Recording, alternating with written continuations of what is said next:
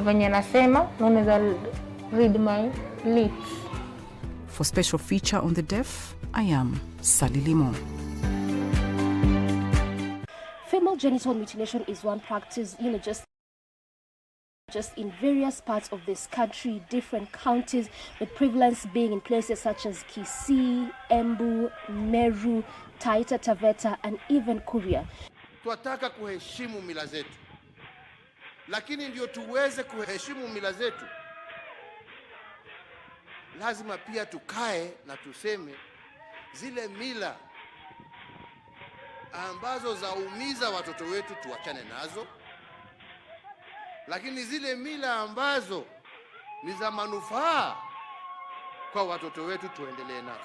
The government has also made various strides with the notion of wanting to stop this practice by 2022. When you instructed us with the Shebesh that the target of 2022 to have 0 cases of FGM is your plan, and we are trying to execute it, but Your Excellency, you know this cannot be done alone. First, let me thank the elders, because when they signed the declaration in the State House about 2 years ago, that was one of the new things that we, as an intervention, because fighting FGM requires several interventions. One of the interventions is where we brought in elders because they are the decision makers. In this documentary, we learn about Nilisema nataka kukeketwa. Alishika hiyo maneno kutoka kwa nyanya yake, akaja naye kutuambia ati yeye nataka. Tulienda tukakeketa msichana mmoja akamblindi. We sensitize them about the dangers of FGM. And now, I'm in Tharaka Nithi County to find out if the government interventions are bearing fruits.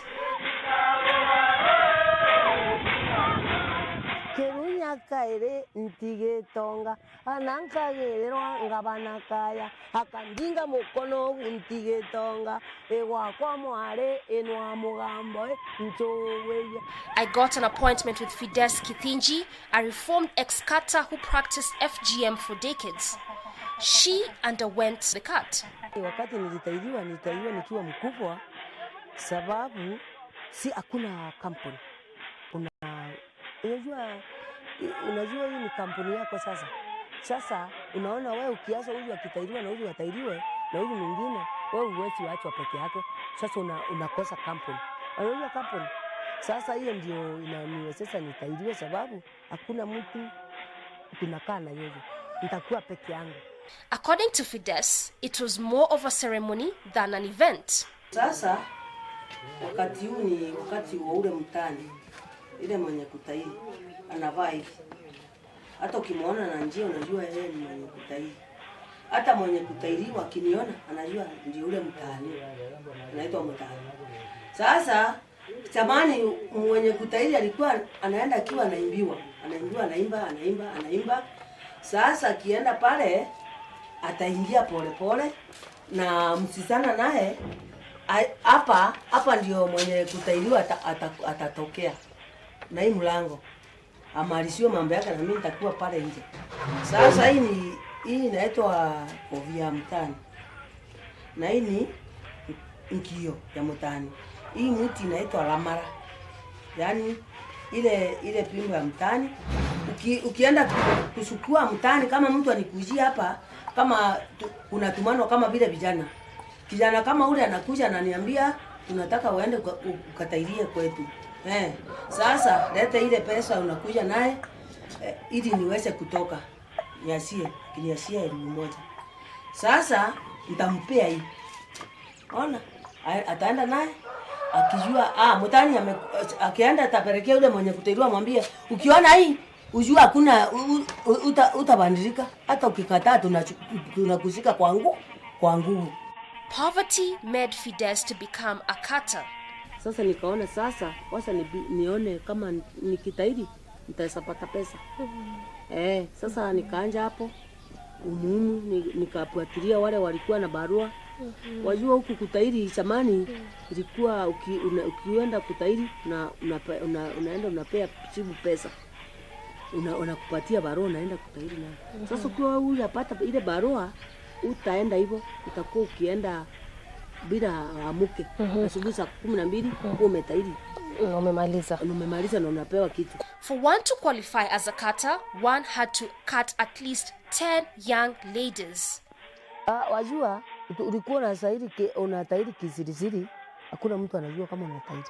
Unaenda unatahiri, unakujua unatahiri, unarudi. Sasa ukirundi vile wajua ni kama vile unapewa mtihani unapita.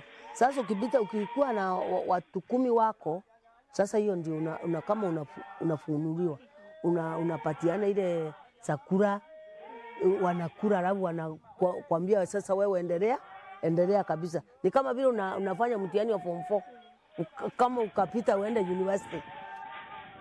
Later on the day, I received a call from Sarah Karimi from Kirimangare village, Kanjuki sublocation. She is one of the few women who voluntarily went for the cut. Nilisema nataka kukeketwa. Ukeketaji ulikuwa mwingi na ilikuwa ni passion. So kama hujakeketwa hauna kampani. Mtu anakaa for how long yarudi kwa sawa kabisa ile mpaka anaweza toka nje atembee aendelee na shughuli zake kwa kawaida? Utakaa mwezi. Na hiyo mwezi uketi kwa nyumba ni mambo gani ambayo unafanyiwa? Kama ile kuappreciate umetoka from one stage to another stage. Kiutamaduni kuna mambo mingi walikuwa wanafanya. Utaletwa watu hata kwa kuchape. Uko na kidonda na utachapwa. Utaambua kama ni mambo ya kuheshimu mama mwenye amekuwa supporter wako. Utaambua mambo ya kama unapita njiani ukutane na wazazi wako, unapaa wewe unaingia kwa kichaka, wanapita. Upusi mwingi. Peer pressure also pushed her to go for the cut. Wakati niko darasani nilikuwa na stress. Sababu naona wenzangu wameenda kuolewa. Kama rafiki yangu nakumbuka kuna mmoja aliolewa tu vile tu sasa tulirudi mashuleni. Yeye akakuwa tayari alikuwa na boyfriend, lakini sasa vile amepita hiyo section sasa amekuwa sawa.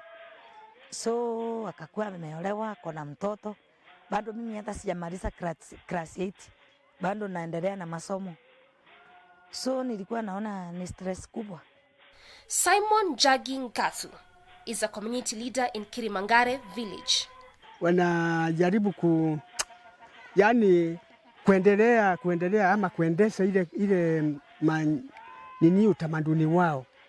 Hiyo kazi mimi sitaifanya. Maana niliona haina kitu ama haina faida yoyote kwangu. Na kama mtu akija kwangu kuniambia ati nataka barua, uende unichukulie barua kwa chief ama kwa assistant chief ili nipate nafasi ya kukeketa msichana wangu. Hiyo kitu mimi nakataa. Na tena hiyo kama akiendelea na hiyo kazi na nikipata huyo msichana amekeketwa, mimi napiga ripoti kwa authority, halafu majukumu nachukuliwa na serikali. Kusema kweli mimi sioni kama kuna kitu ambayo kiko muhimu sana kwa kukeketa msichana, mbali ni hasara tupu. A few meters away, I met Grace Josephat, a reformed ex-cutter who practiced FGM for over 10 years. Kuanzia 1979 tukaenda mpaka hata mimi akanifundisha kukeketa. Akitengenezewa pombe akikunywa akalewa, ananiambia sasa nilikufundisha saa hii ni wewe utafanya hii kazi. Tulienda tukakeketa msichana mmoja akamblindi kwa damu kwa wingi. Nikaangalia nikaona na hii ni maneno ya kufungwa. Nikafikiria, nikaanza kutetemeka. Nikaona hii maneno hii serikali ikijua tutapungwa. Mimi nikaolewa na pastor. Nikiolewa na pastor akaniambia sasa hii maneno sitakubaliana na hii maneno. Hata nikiwa mimi na keketa, nilikuwa naona ni maneno sio mzuri. Government interventions to stop FGM has attracted support from non-governmental organizations. We met Faith, Regional Director, Plan International, based in Tharaka Nithi County.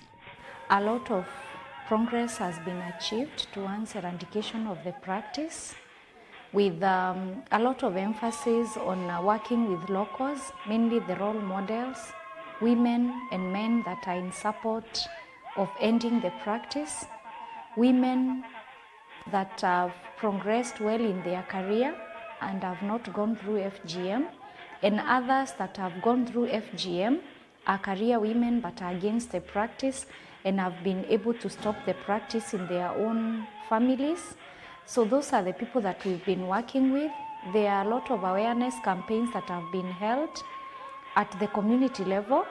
A lot of government structures have also been supported, especially strengthening the court users committees, working with the area advisory councils, training the police officers, mainly to ensure that they understand the need for issues of child protection, because FGM falls under violation of children's rights as well as a form of gender-based violence. So as much as there is that much that the organization has done in reducing the practice from 58% in 2014 to 48% as at last year, a lot more needs to be done now that comparing the prevalence in the Tharaka Nithi County and the national prevalence of 21%, we are way above the national average with around 27%. A lot more needs to be done in eradicating the practice, which is quite deep-rooted. And as much as the government is committed to ending the practice in 2022, there is quite some good trial in terms of the government agencies supporting the presidential directive, but there is a lot more that needs to be done by everyone to ensure that the practice is eradicated in 2022. Some children were actually rescued by Plan International, them that were to undergo the cut, and then they picked them. Those are the girls that they hold seminars for, we sensitize them about the dangers of FGM as a woman, as a girl, and even to the education sector. It's dangerous to them. We've held so many seminars and we've taught well about it, and for sure a large percentage is now in schools as a result of those seminars. If you compare FGM prevalence, especially across the county, areas where the literacy levels are very high, people have gone to school, people are in church, people are not poor, the FGM levels are very low. But where the poverty levels are high, there are high levels of illiteracy, then FGM is high. So if we fight poverty, then it will definitely address issues of FGM, because parents will have, they will be financially stable, they can be able to take their children through schools. There is that level of exposure that comes up with the improved standards of living. There is that interaction with the outside world that brings in the natural transformation from embracing the cultural practices that are retrogressive to encouraging education, to encouraging support of education and hence eradication of FGM in an area. My visit to Tharaka Nithi County left me with hope. A hope that come 2022, FGM prevalence will be zero. A hope that girls will be given equal opportunity in the society. I will visit Tharaka again.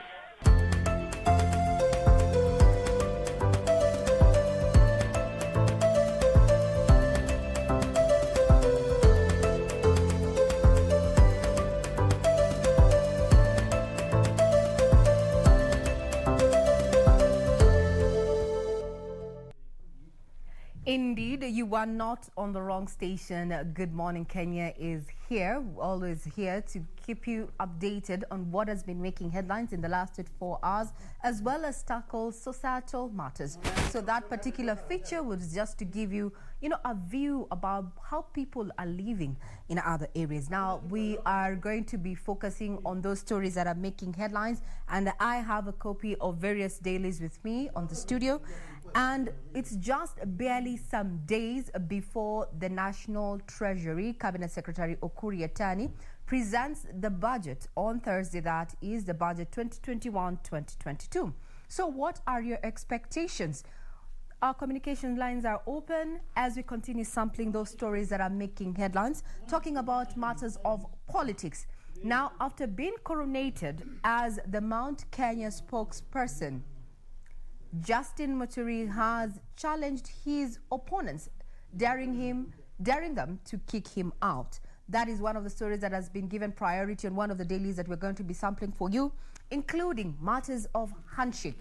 So who gets the spoils and how is this affecting Raila's allies? Those are just some of the sneak peek of what is happening in politics. I can just give you a sneak peek of the front page of the Standard, as well as sorry about that. Clearly, there's a bit of confusion here in studio, but we apologize for that. Just giving you a sneak peek of the Star there. Muturi dares opponents to kick him out. So where do we start? Let's start off with matters of politics, the front page. Now, mega projects unleashed in Nyanza have put Raila partners in NASA, that is Mudavadi, Kalonzo and Wetangula, under pressure to deliver the presidency so that their regions can benefit. What do you think about that? That whenever we have these big wigs or political leaders, then projects do come to those particular constituencies. What is your take? Remember, we are live. You can reach us on Twitter at KBC Channel 1 News, at Doreen Arange, and at V Manyara. That we're going to be getting to the details in not too long. Then politics of fashion that define leaders. So this is an article there that many politicians today seem to give more attention to style, or what they want to start, or rather term as swagger. We've had, governors, both male and female, trending on social media because of what they are seen wearing. So matters of politics of fashion that define leaders, whether it's either official wear or just a formal, informal kind of outfit. This is a human interest angle for this particular story that has been given, presidents on the front page of the Standard, as well as Christian faithfuls are mourning the death of Nigerian preacher T.B. Joshua, who passed on at the age of 57. He prophesied to heal all manner of illnesses such as HIV and AIDS, and attracted people from all over the world, including senior government officials from many countries. We're going to be looking at how he has been eulogized across the globe. That is just a sneak peek of what we have on the front page of the Standard this morning, including this particular peek there with what has been happening, or rather was happening in Eldoret town, was in Gishu County, and we had marathoners there, the men participating in the 41-kilometer race, and new stars were born in that particular race, and one of them being Mercy Kipchumba, the winner of the Women Eldoret City Marathon yesterday. And the cash prize she took home was 3.5 million. Top prize, that is the top prize there, the highest payout for a marathon race in Africa. When it comes to the male counterparts, we have Victor Kipchirchir, who was the winner of the Men Eldoret City Marathon yesterday. Is this a new dawn when it comes to matters athletes? When do we have new stars born? We're going to be giving you details of that. Now we cross over to the Star. Mount Kenya region. Now, after the coronation there of the National Assembly Speaker as the Mount Kenya spokesperson, the East and the West have not been on, or rather in tandem, with some saying that that was not right, saying that who elected. You know, there's been a lot of conversation after that particular coronation there. Responding to his opponents, Muturi dares them to kick him out. Now, coup plotters promise rewards, support for one of the minorities owned for lucrative position. We'll be giving you details of that. Remember, kingpins, kingmakers. This is the time we're going to see these people coming up, because we are walking, or rather headed to an election year in less than 7 months or so. So this is a fresh plot to remove National Assembly Speaker Justin Muturi, whose recent installation as Mount Kenya spokesman unsettled a number of politicians from Central. Now, insiders privy to that particular plan, which pro-Muturi believe will be a tall order, are said to be reaching out to many of their colleagues. Remember, this is just a sneak peek of what has been given priority in the dailies that we're sampling here for you. Continue watching Good Morning Kenya. We take a short breather. We'll be right back.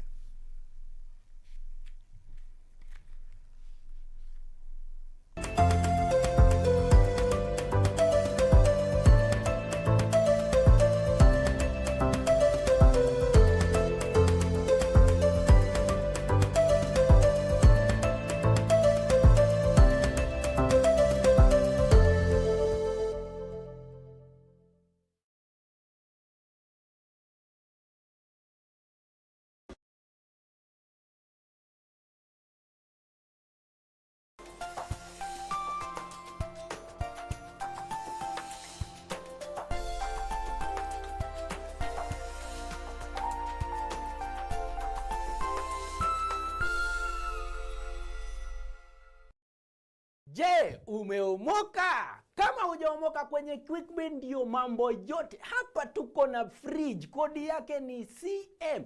Tuko na gas cooker, kodi yake ni CK. Tuko na TV, kodi yake ni TV. Tuko na simu aina ya Samsung ni SM, ama Oppo ni Oppo.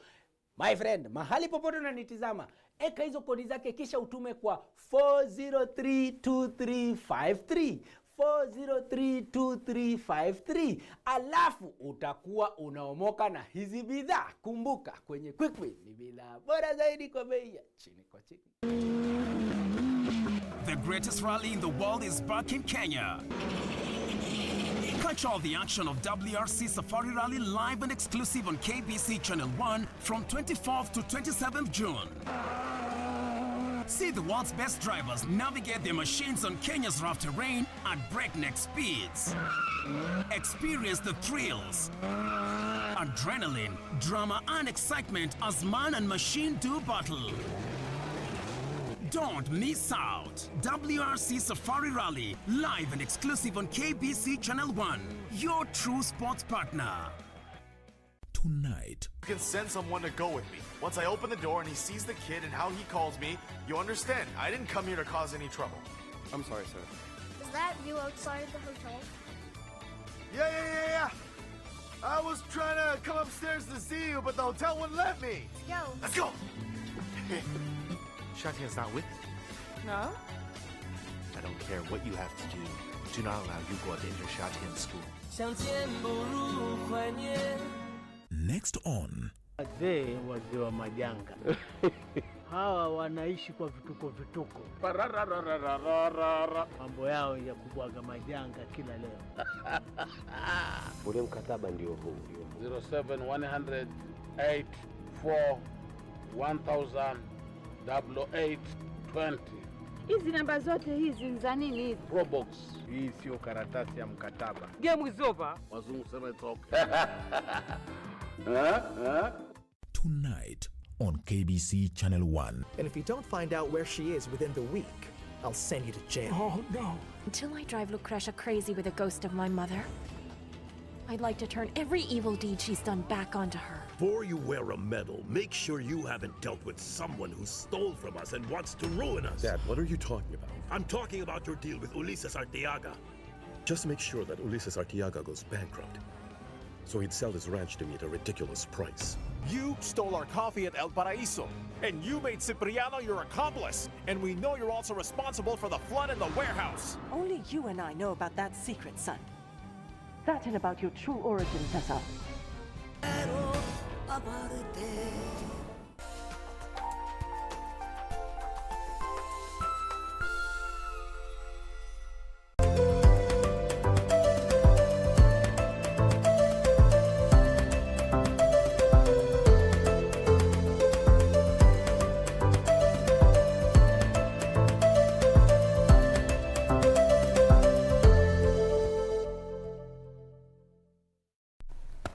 Welcome back. You're still watching Good Morning Kenya. We're just sampling those stories that have been making headlines in the last 24 hours. And before we took that short breather, we're talking about Mount Kenya region, and now with a new plan in place, or rather said alleged plan in place to oust National Assembly Speaker Justin Muturi.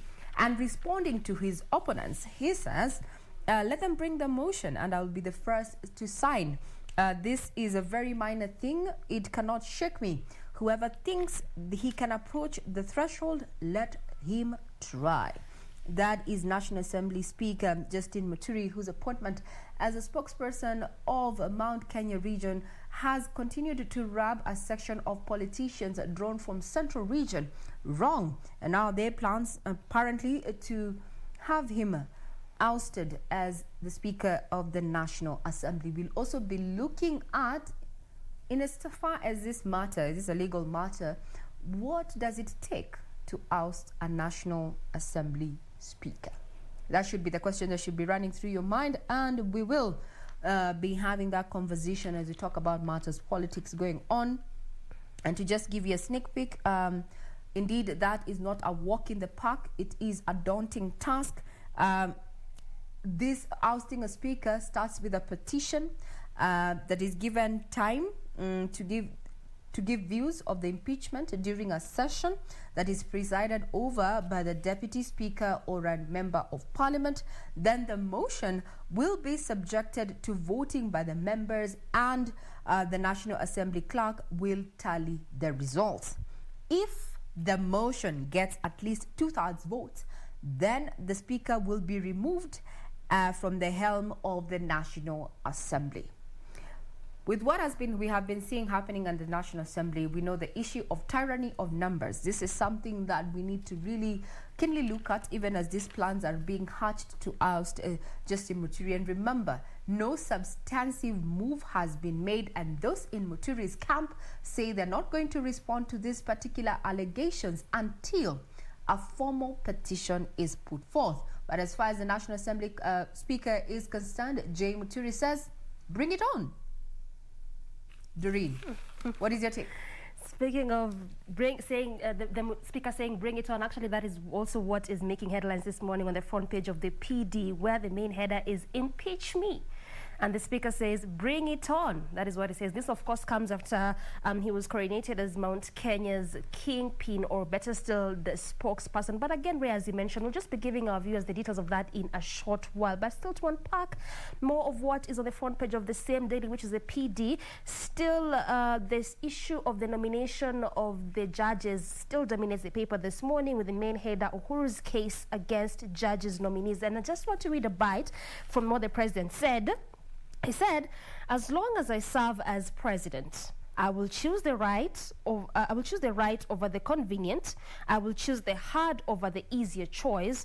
I'm not doing this for myself, but for the people of Kenya and for prosperity.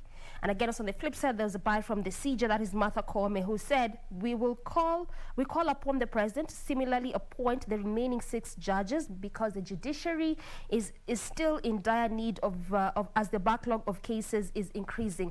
But even as we talk about the issue of the nomination of the judges, as the president presided over the appointment of the 34, leaving behind the 6, there's that story of the Akasha brothers, if you can remember that particular story, and that is just coming up as one of the reasons as to why he did not appoint some of the judges in the 6 that remained there. But then again, as you mentioned, details of that will be coming in a short while.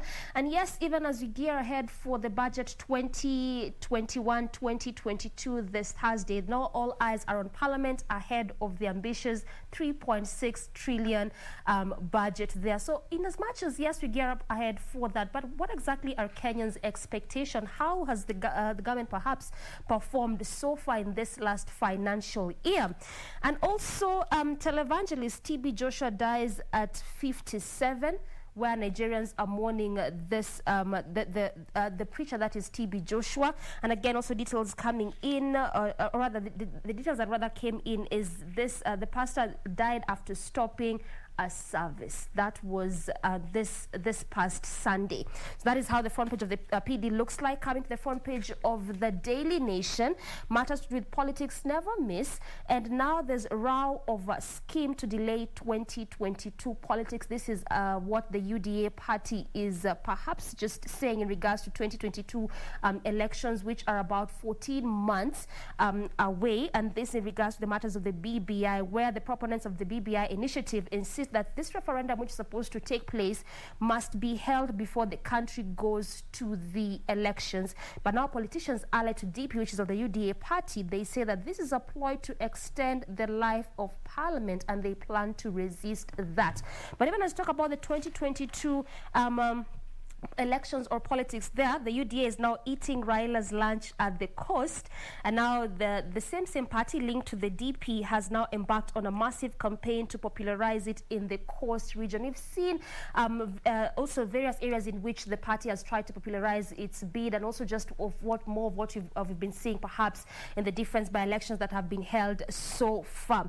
Away from matters politics, coming to matters COVID-19, and now the Nyanza part of the country, counties such as Kisumu, Migori, as well as Homa Bay now feel the COVID-19 heat after the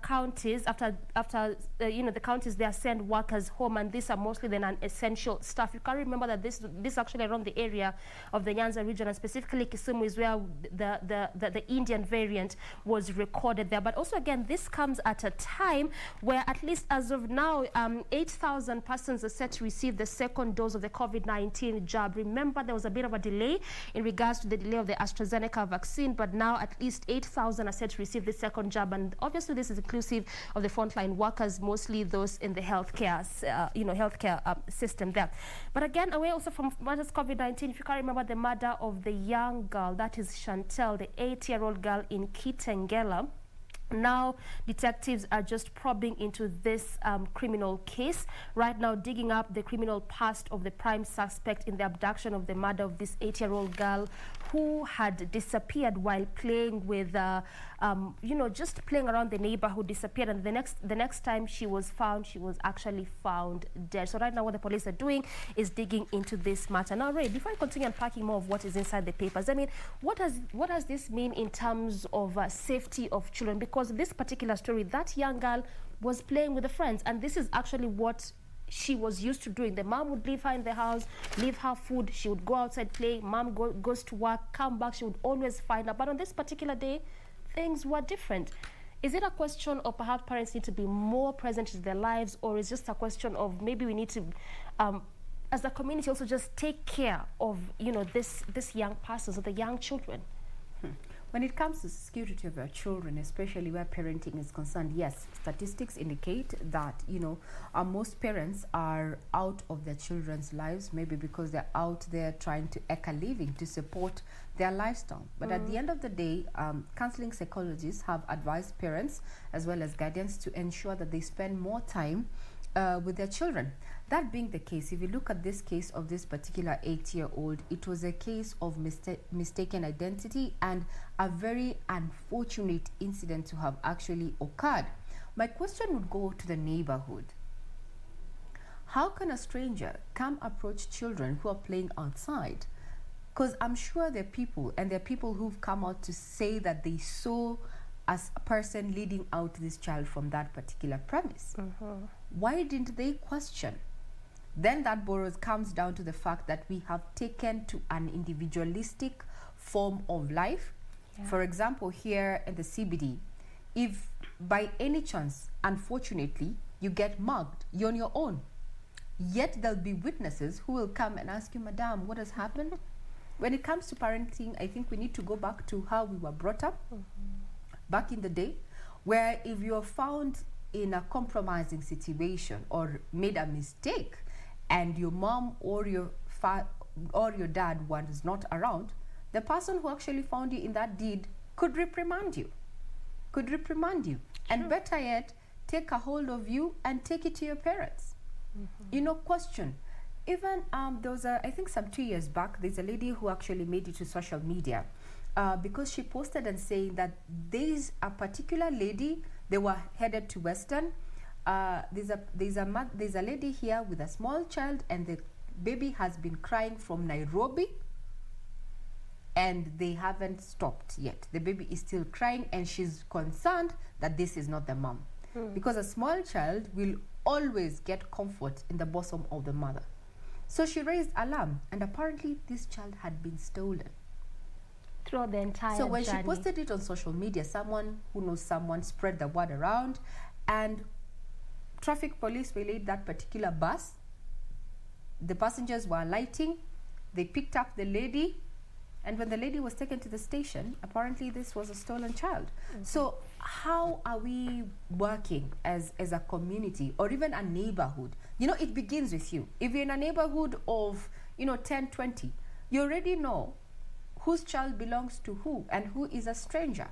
Why would you just sit by and watch and wait until the other shoe drops? That's why you say you saw it happening. Because if the children who are playing with Chantal were to actually question wewe ni nani, or someone, because I'm sure there must have been a grown-up, because these witnesses who've come out and say that they saw someone leading the baby out, then would not be having this story here. So it's a question of it's an unfortunate incident. I do not blame the mother for working.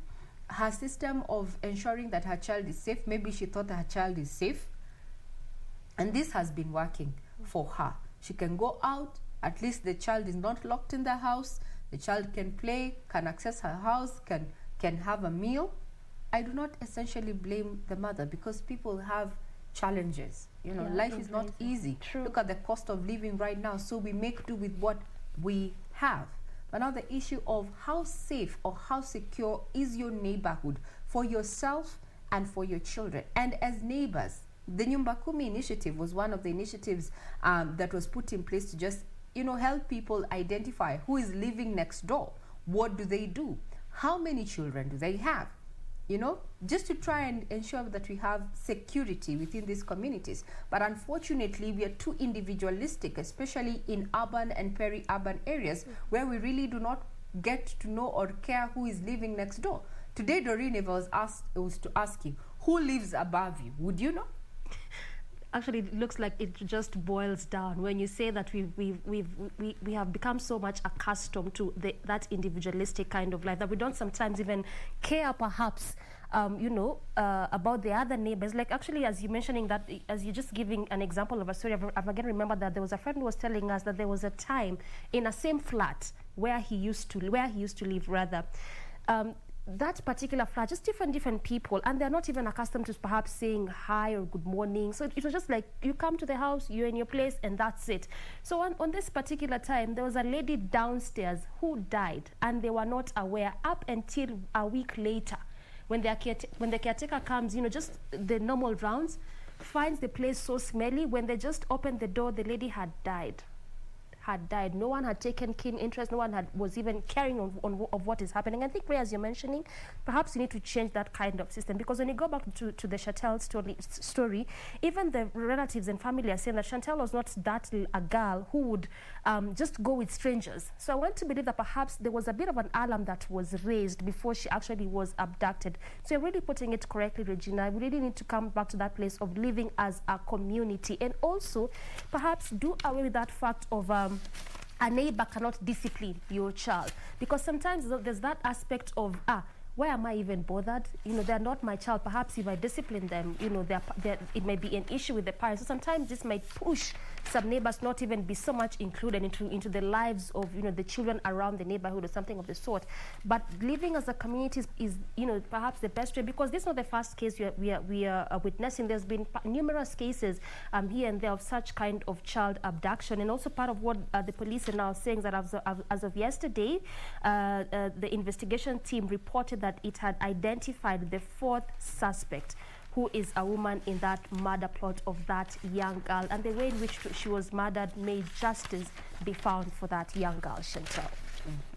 Very well said. So we keep up with those stories that are making headlines. And when we began, we just shared that particular trending story about, plans to oust J.B. Muturi there as the Speaker of the National Assembly. And we went further to just give you the process. Petition given time, debated, run by the Deputy Speaker or MP, parliamentarians vote, Clerk of the National Assembly makes the tally.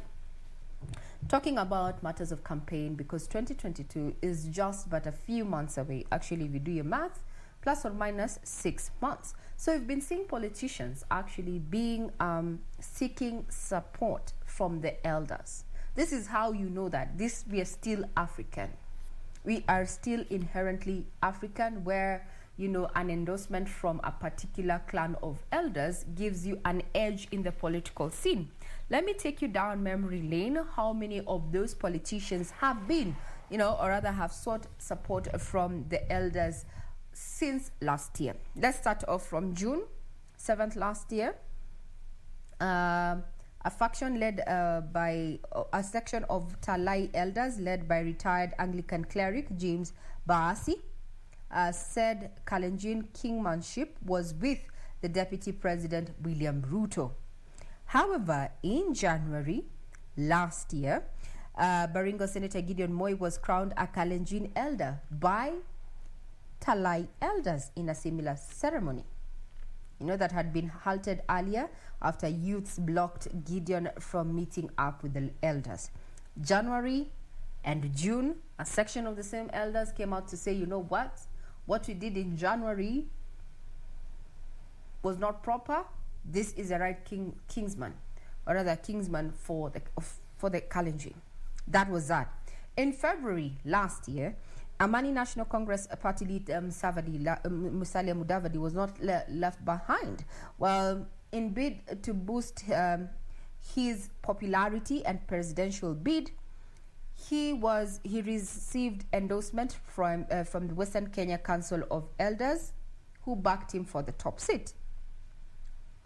On May, the same year, on May 1st, we had ODM leader Raila Odinga hosting the Gikuyu Council of Elders at his current home. This is on May 1st, not this year. I think the meeting was also attended by top politicians from Mount Kenya, and in October last year, still, Raila hosted elders at his Bondo home in Siaya County. It seems that we are on a rush, or rather the politicians are in a rush to seek, support from clan elders so that they can boost their presidential bid. So this is likely to continue. Remember, now there's already push and pull in Mount Kenya there after the coronation of J.B. Muturi there as the spokesperson of Mount Kenya region, with Friday a section of Kikuyu Council of Elders going ahead to cleanse the Mukure kwa Nyagadhanga shrine in Murang'a, and they went further to even nullify the installation of J.B. Muturi there as a Mount Kenya spokesman. In case you didn't know, now we know that Mount Kenya region is not as intact as previously perceived. Now we have Mount Kenya East and Mount Kenya West. On that note, we'll be taking a short break, but we'll still continue on what has been making headlines in the last 24 hours. Do keep it right here.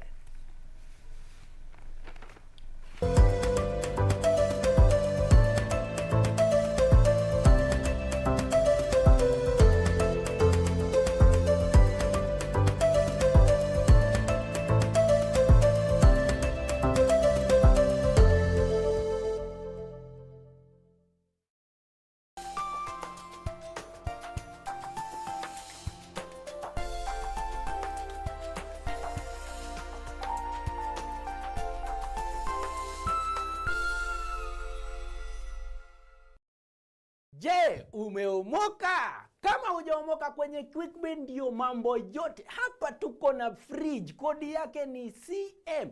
Tuko na gas cooker, kodi yake ni CK. Tuko na TV, kodi yake ni TV. Tuko na simu aina ya Samsung ni SM, ama Oppo ni Oppo. My friend, mahali popote unanitizama, eka hizo kodi zake kisha utume kwa 4032353. 4032353, alafu utakuwa unaomoka na hizi bidhaa. Kumbuka, kwenye QuickBin ni bidhaa bora zaidi kwa bei ya chini kwa chini. The greatest rally in the world is back in Kenya. Catch all the action of WRC Safari Rally live and exclusive on KBC Channel 1 from 24th to 27th June. See the world's best drivers navigate their machines on Kenya's rough terrain at breakneck speeds. Experience the thrills, adrenaline, drama and excitement as man and machine do battle. Don't miss out. WRC Safari Rally, live and exclusive on KBC Channel 1, your true sports partner. Tonight. You can send someone to go with me. Once I open the door and he sees the kid and how he calls me, you understand, I didn't come here to cause any trouble. I'm sorry, sir. Is that you outside the hotel? Yeah. I was trying to come upstairs to see you, but the hotel wouldn't let me. Let's go. Shatian's not with you. No? I don't care what you have to do. Do not allow Yugo to enter Shatian's school.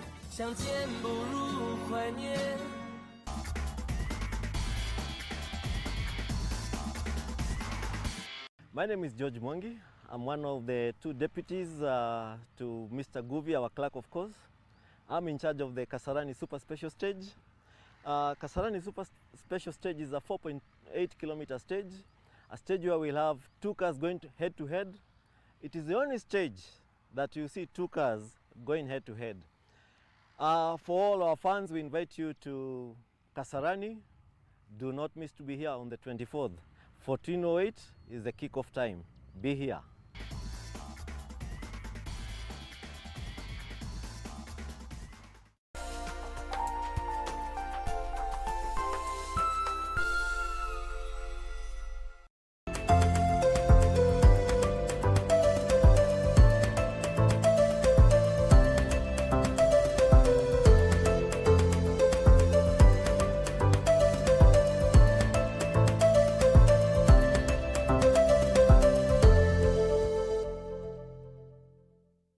Thank you very much. You're still watching Good Morning Kenya, and thank you very much for your feedback. I'd want to read some feedback that we've gotten from one of you who's watching from Nairobi area. This is Jackson Kihara, who has further given me just a tidbit of what exactly Mukorwe wa Nyagadhanga means for the Agekoyo. He says this is where Gikoyo and Mombi and their 9 daughters lived. Thank you very much for that piece of information. Remember, we are live. You can also get further details on our website, that is www.kbc.co.ke. You can reach me on Twitter at Ray Manyara and at Doreen Arange. Remember, by the end of this week, we'll have known what is contained in the proposed budget 2021-2022, at a time when Kenyans are saying that they are really waiting to hear what Treasury has in store for them to especially bring the cost of living down. We'll be keeping tabs on that.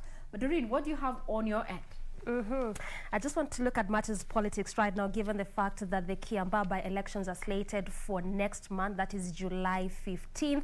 Now it is being termed as a two-horse race between the Jubilee Party and the UDA, the Jubilee Party candidate as well as the UDA Party candidate. In fact, yesterday there was a bit of intensifying in terms of the campaigns there in that particular constituencies, and what really came out was the fact that there was no COVID-19 protocols being adhered to, given the fact that the president had mentioned that there was ban on political gatherings. But even at that, this particular by-elections really have intensified, with these aspirants crisscrossing the expansive sub-county in that same area. The contest has, however, narrowed down to the two-horse race, just as I mentioned earlier. This is between the Jubilee Party candidate and the UDA Party candidate, that is Njuguna Wanjiku. So while Njama, who is actually the Jubilee Party candidate, insists that he does not might need the support of Jubilee MPs in the campaign. Bishop Kariuki Ngare now says that who is an advisor of Kiambu Governor James Nyoro, has now warned that the party risks losing the seat unless local leaders join in the campaign. Well, in as much as it's being termed as a two-horse race, I can tell you for sure that eyes are just geared on Jubilee Party, trying to see if they will bag this seat, given the fact that they have lost in the previous concluded by elections. Key among them also being the one that took place in Juja there. But away from matters politics, how about we come to now what is happening in the Judicial Service Commission there, as pressure is continuing to mount on the president to appoint the judicial officers. And now this just comes after the Huisero MP, that is Christopher Aseka, who is again one of those persons mounting pressure on the president to at least appoint the 6 remaining judges after he presided over the appointment of the 34, which he did the previous week. And he says that he holds the president in high regard, but failing to appoint the 6 judges is an affront to the Constitution, and the legislators say that the president was setting a dangerous precedent by violating the rule of law, as his predecessors will follow suit and do even worse. That is what he says. And aside from the MP, we've also seen various petitioners coming up from just to ensure, still continuing to mount pressure on the president when it comes to the appointment of these 6 remaining judges, which he did not appoint last week. But even as that plays out, there's some of the reasons that have been given as to why the president did not appoint the 6 nominees. And just following by this article, one of them is actually the handling of the drug cases involving the Akasha sons, and ruling on terrorism-related matters may have played a key role in President Uhuru Kenyatta's refusal to appoint some of the judges nominated by the JSC. That is just one of the reports that says there. Also, sources indicate, rather report on the background checks on some of the nominees had convinced the president against appointing the 6 to new positions in the judiciary. And again, according to the sources, one of the nominees is accused of having bent the law in a judgment to favor a litigant in a land matter after receiving a huge bribe, while another was locked out for his propensity to give bail to the terrorism suspect. They haven't really quite put names per se on the various reasons or given there, but this is just what is coming out in various reports there. So those that were left out include the Court of Appeal nominees Justice George Odunga, Joel Gugi, Weldon Korir, and Agri Mchelule. This is just some of the ones that had been left out in the appointment of the 34 that happened last week. So part of what is being waited for is whether or not the president will actually appoint the 6 that remained. Well, it's just a question of time will tell, and see whether or not he will actually appoint the 6 remaining. Well, I think we're judging the CJ too quick, too fast. Yeah. And some comparing her to the previous Chief Justice. She's been in office for 2 months. Is it? No? It's not even a month yet. It's not even a month yet, just weeks. And we're expecting so much from her. Well, there's a caricature here in one of the dailies. I don't know if you can see it right there at the bottom. There is a caricature of Martha Koome, judicial reforms, and judicial appointments. They're kind of being cleaned. We don't know what that means, but we'll be keenly waiting to see which direction the JSC takes. Remember, it is not unlawful for the president to actually appoint the 34. But what is not constitutional is leaving out the 6. Because, as you know, the judiciary is autonomous, or rather semi-autonomous. An executive from the executive is just as the legislature. So there's how appointments of judges are done. Well, the JSC picks the judges, then forwards the name for the president's assent, and picking 34 and leaving 6 is where the issue is. Is it a case of matters being revisited, or, as Doreen, you've rightly put it, that there's an issue of integrity that the president has continued pointing at and saying he will never take the easy way out, and what he's doing is not for him but for the greater good of the country? Remember, opinions shared during this particular broadcast are entirely yours as well as mine. We're just telling you what is happening. So you can give us feedback on Twitter, at KBC Channel 1 News. Mine is at Ray Manyara. We have a Doreen Arange. And also you can get details on our website. That is www.kbc.co.ke. Now let's talk about matters COVID. And I'm sure you have been on Twitter and there's been a conversation around the issue of COVID-19 infection rate, especially in Kisumu County.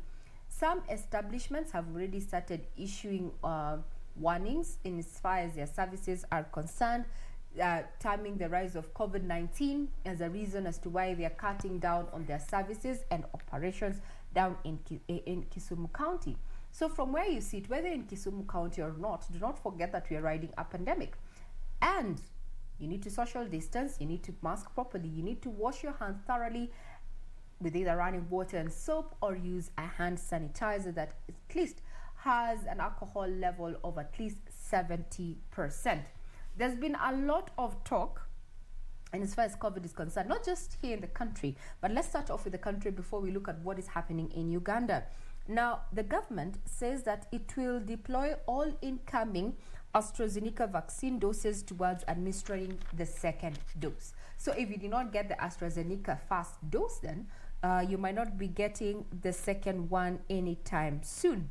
Now, data from the ministry shows that Saturday's total of 6,622 people had received their second dose of AstraZeneca vaccine.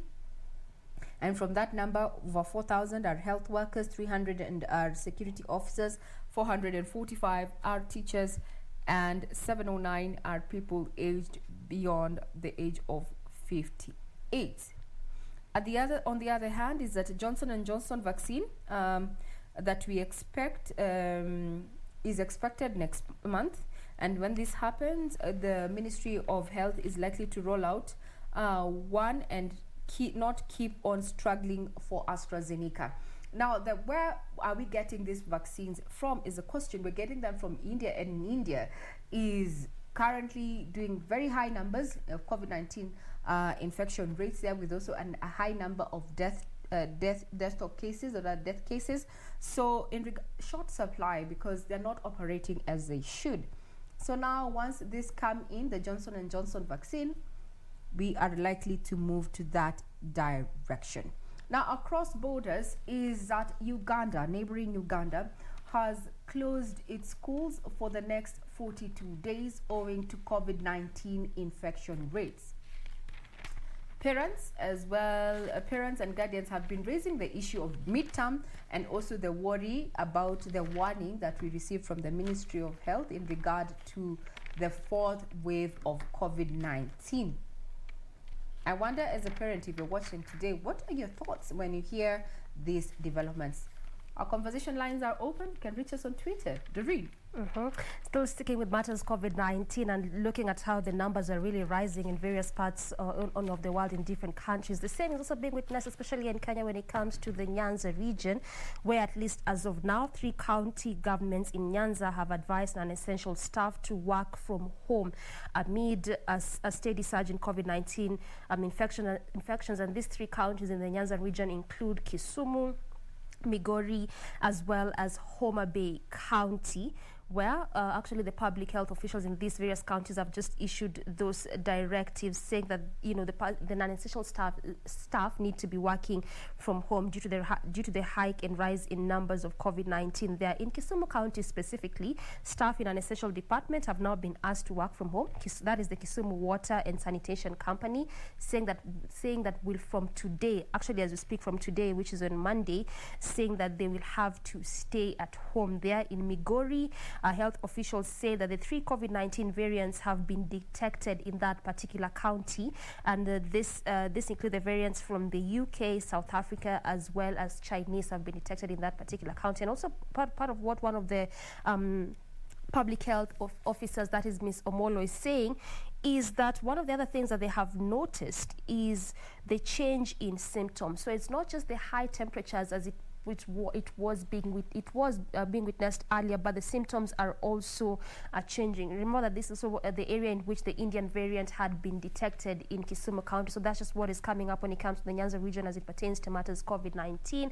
But even at that, at least as of now, a total of 8,181 people have so far received their second dose of the AstraZeneca vaccine. 10 days since the program kicked off. This was announced yesterday by the ministry, by the health ministry, and the health CS Mutai Kagwe also announced that the country recorded 166 COVID-19 cases from 3,561 tests in the last 24 hours, and some 23 Kenyans succumbed to the deadly virus again in the last 24 hours. So yes, as of yesterday, the positivity rate went down.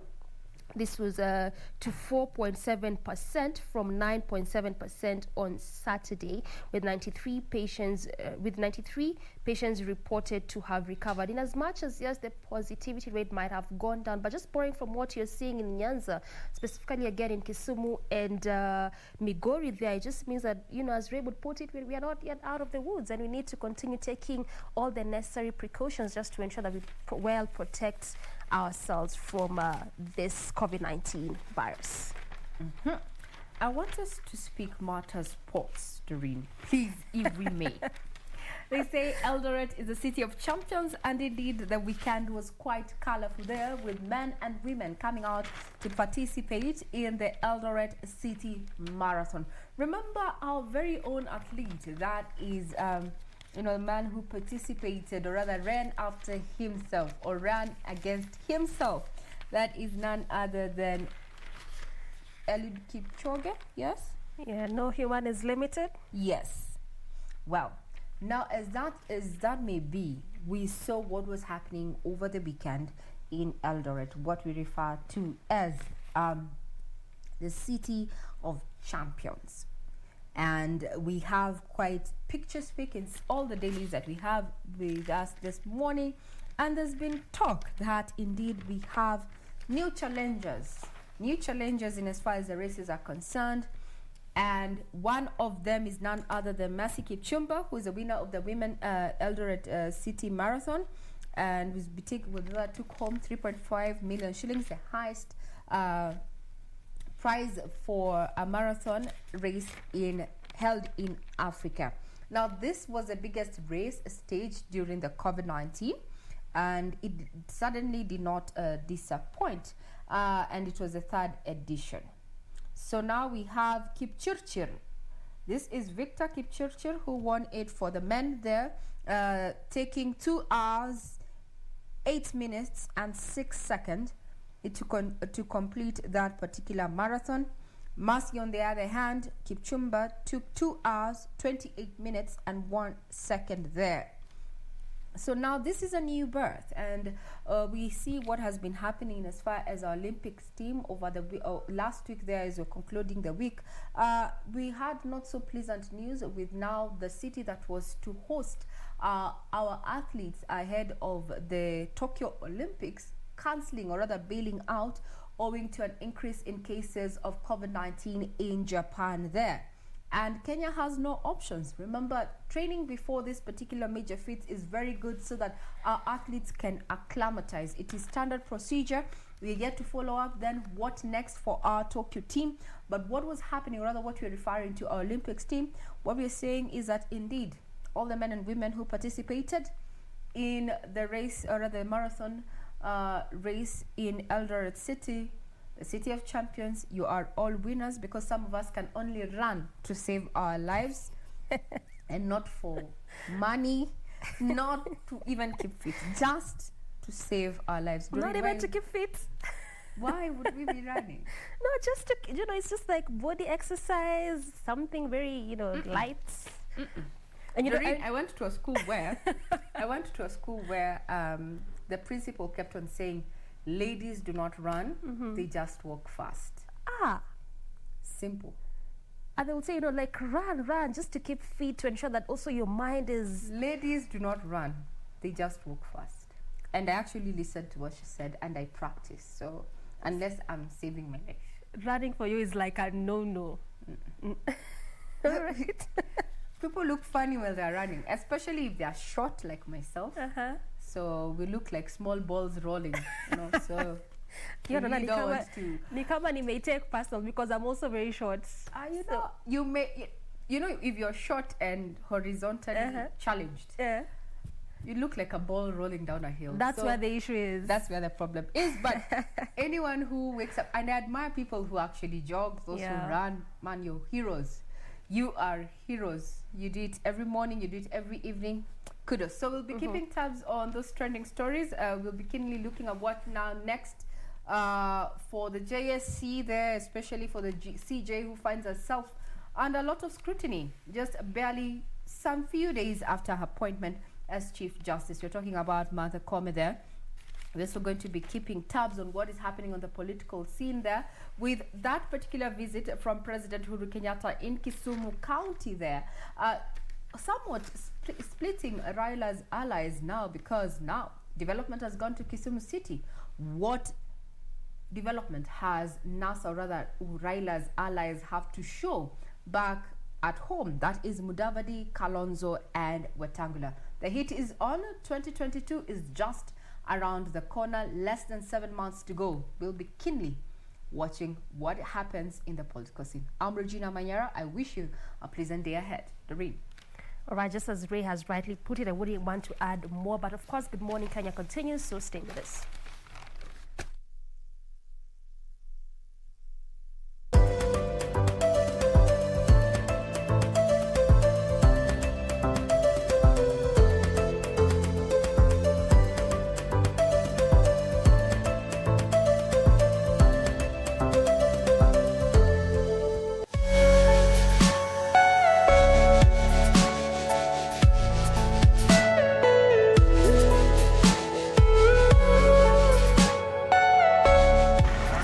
I am in Bungoma County, a county that has been listed among the top counties leading in the cases of teenage pregnancy in the country. It escalated during the COVID season. That was the time we reached the peak and the height. We actually had about 6,000 cases plus. Those are the ones which we managed to capture. Even these teenage pregnancies that we already have in the facility, those are the ones that came. We are not sure how many more are in the villages. Meet 15-year-old Tessie, not her real name. Tessie was robbed of her childhood by a person a child would ideally look up to, her head teacher. Mwalimu akaniita, akaniambia nimpelekee kitabu ya kamusi. Na nifika kwa darasa nikachukua nikampelekea. Nilimpelekea, nikaniuliza tunaweza ukanipea yako, nikanyamaza tu sikumjibu.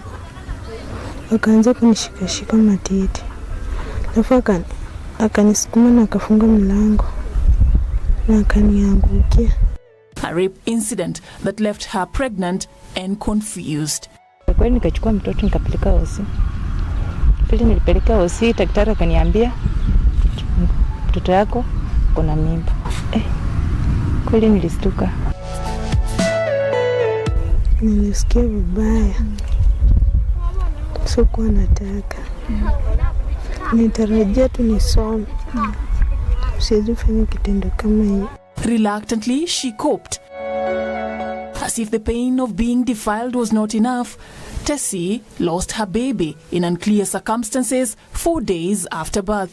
Mimi nilikuwa nimetoka nimeenda toilet. Kurudi nipata tu anapiga ndera. Nilikuja kumwangalia. Kufika timu kwa mlango na analala. Mimi nikajua tu amelala. Tessie may not have a child to raise today, but she is nursing a wound that has refused to dry, with her long traumatic journey that appears far from over, a journey to seek justice. Niende wapi? Kweli. Mwalimu angejua anataka kutubadilisha daa. Ama anataka urafiki mwingine, hata angekuja mimi mwenyewe. Mimi ndio huyu kulika aende kwa mtoto yangu mtoko kama huyo. Sasa mtoto amekaa nyumbani bila kuenda shule, mtoto alijifungua, maiti yako ako mojari mpaka saa hii. Mimi ningetaka ashikwe na apewe adabu. Asifanye mtoto wenyewe kitendo kama hicho. Please let our policemen investigate correctly in any defilement cases that are taken. Because if they hide evidence, They record the wrong statements. We don't get up getting justice for these defiled children and defiled girls. Several kilometers away from Bungoma in Kisumu County, we visit another home in Seme Sub-County. We share a light moment with these playful twins. They are 1 month shy from marking their first birthday. The two have their mother's so smile. Msichana ndio mkubwa anaitwa Jacqueline Akinyi, alafu huyo kijana ndio anamfuata anaitwa Gordon Onyango. 14-year-old Nora, not her real name, introduces us to her twins. She got pregnant after sitting for her KCPE examination 2 years ago, but had to shelve her ambitions to join Form 1 to fend for her bundles of joy after their father, a close relative, jilted her. Ile wazazi wangu waliniuliza mwenye alinipatia mimba, nikawaambia. Wakienda kumuuliza kakataa ati sio yeye.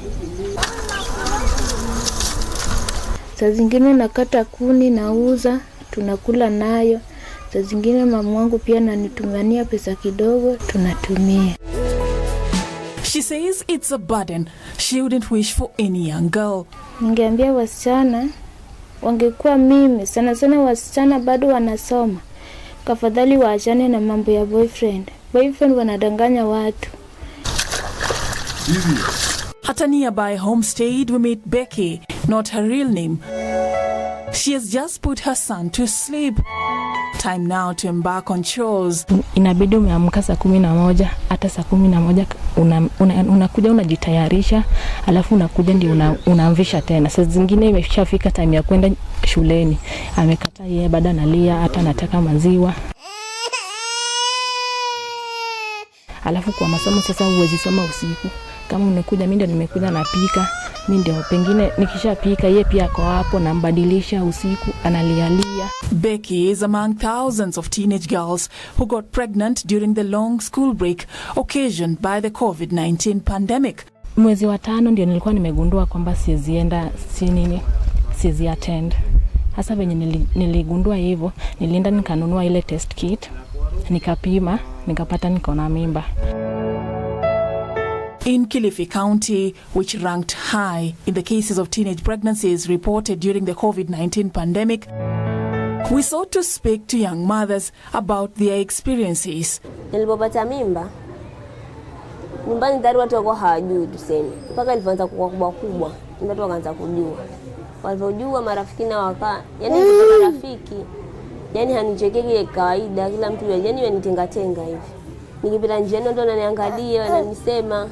She was also jilted by her lover and regrets adding another burden on the shoulders of her grandmother, who took her in when she lost her parents. Alikataa. Sasa nyangu akaamua tare tuachane naye, sema nataka na mtoto na mimi niweze kurudi shule.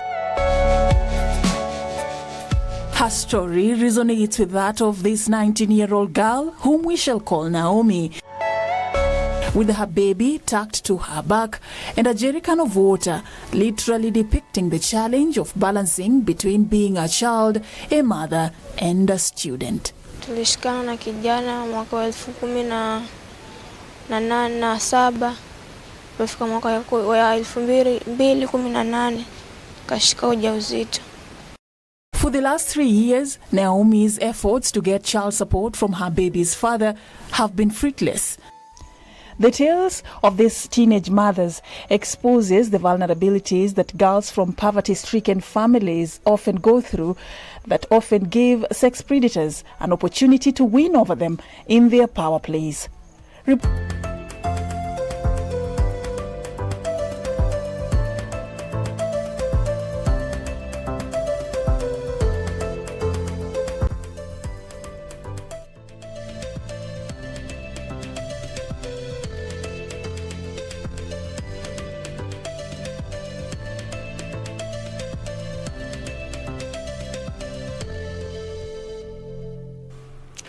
Good morning. If you're tuning in, you're watching Good Morning Kenya on KBC Channel 1. I'm Regina Manyara on entrepreneurship.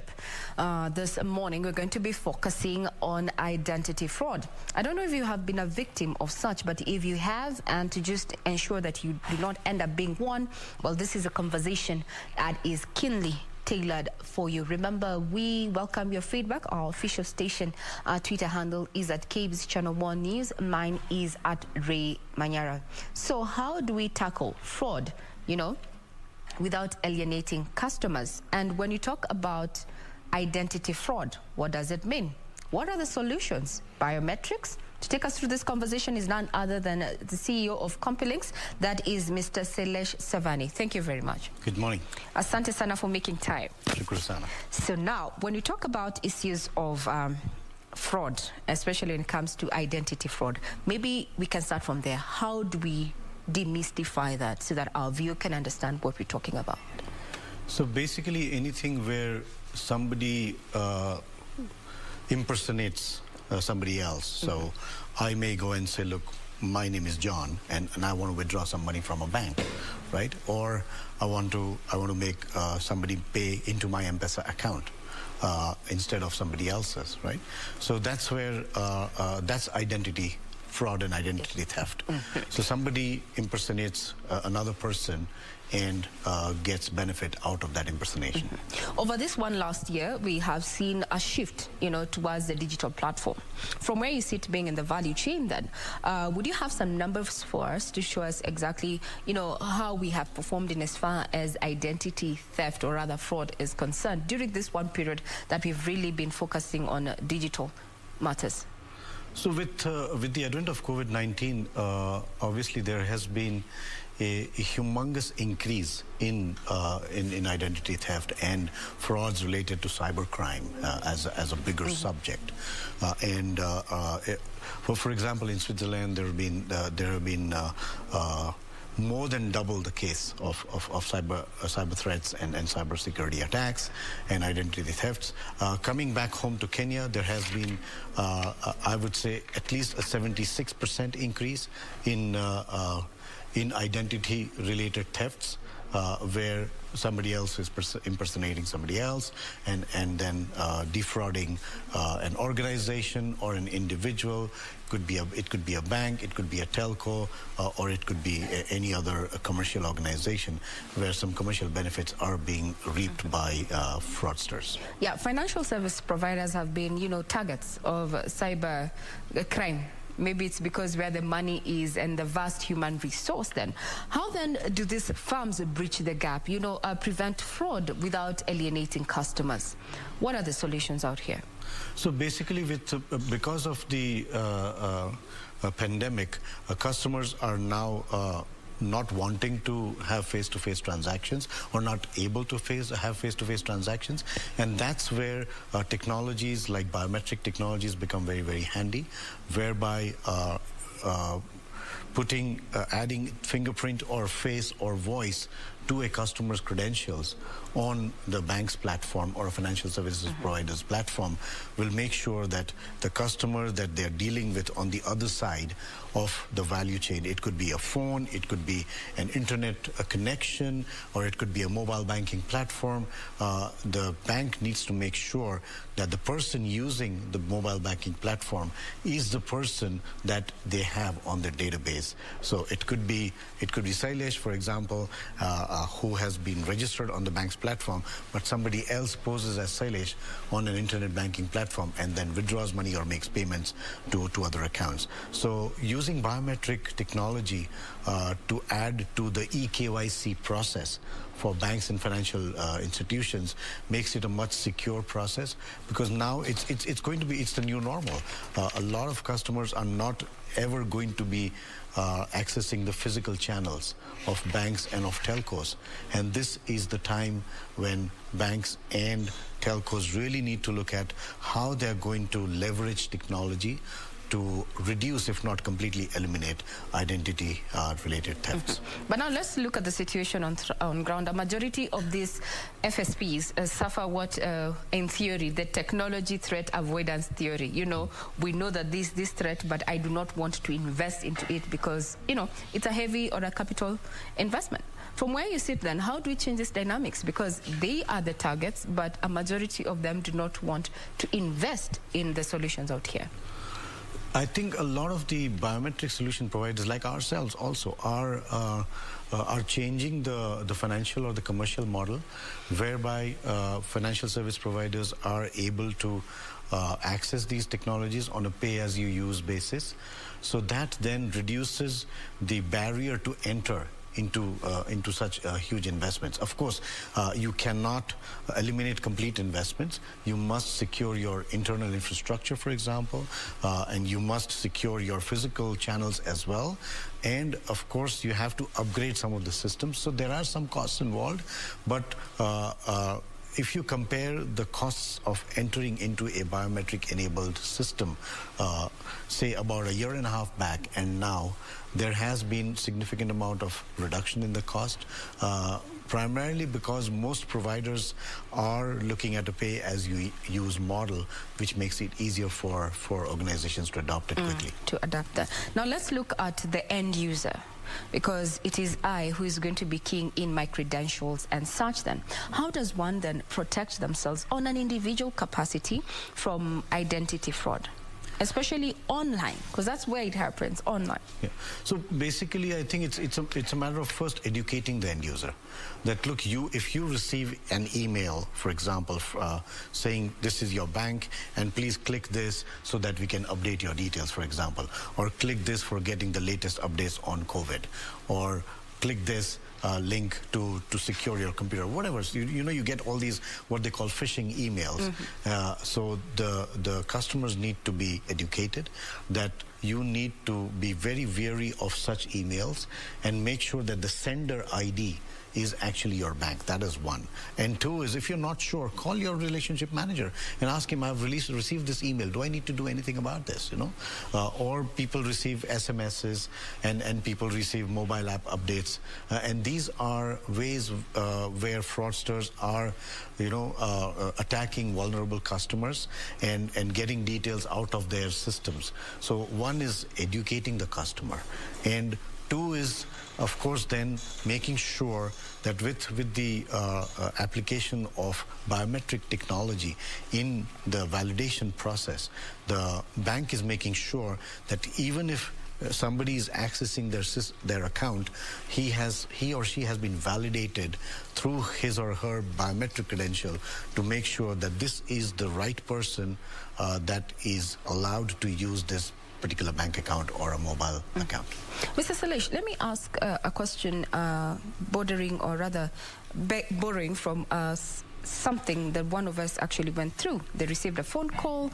You know, it was not an email or a text. It was a phone call. Oh, we want to upgrade X, Y, Z, so kindly do not switch off your phone or, you know, such so that we can upgrade else. So they did not actually switch off their phones, you know.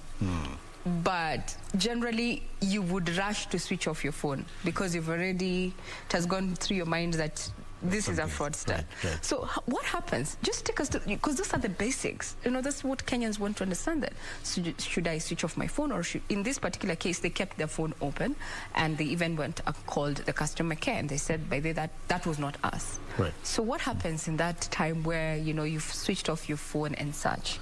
Yeah. So typically, when you receive a call like that, it is definitely something that one must go with caution, and leaving your line open makes you more vulnerable.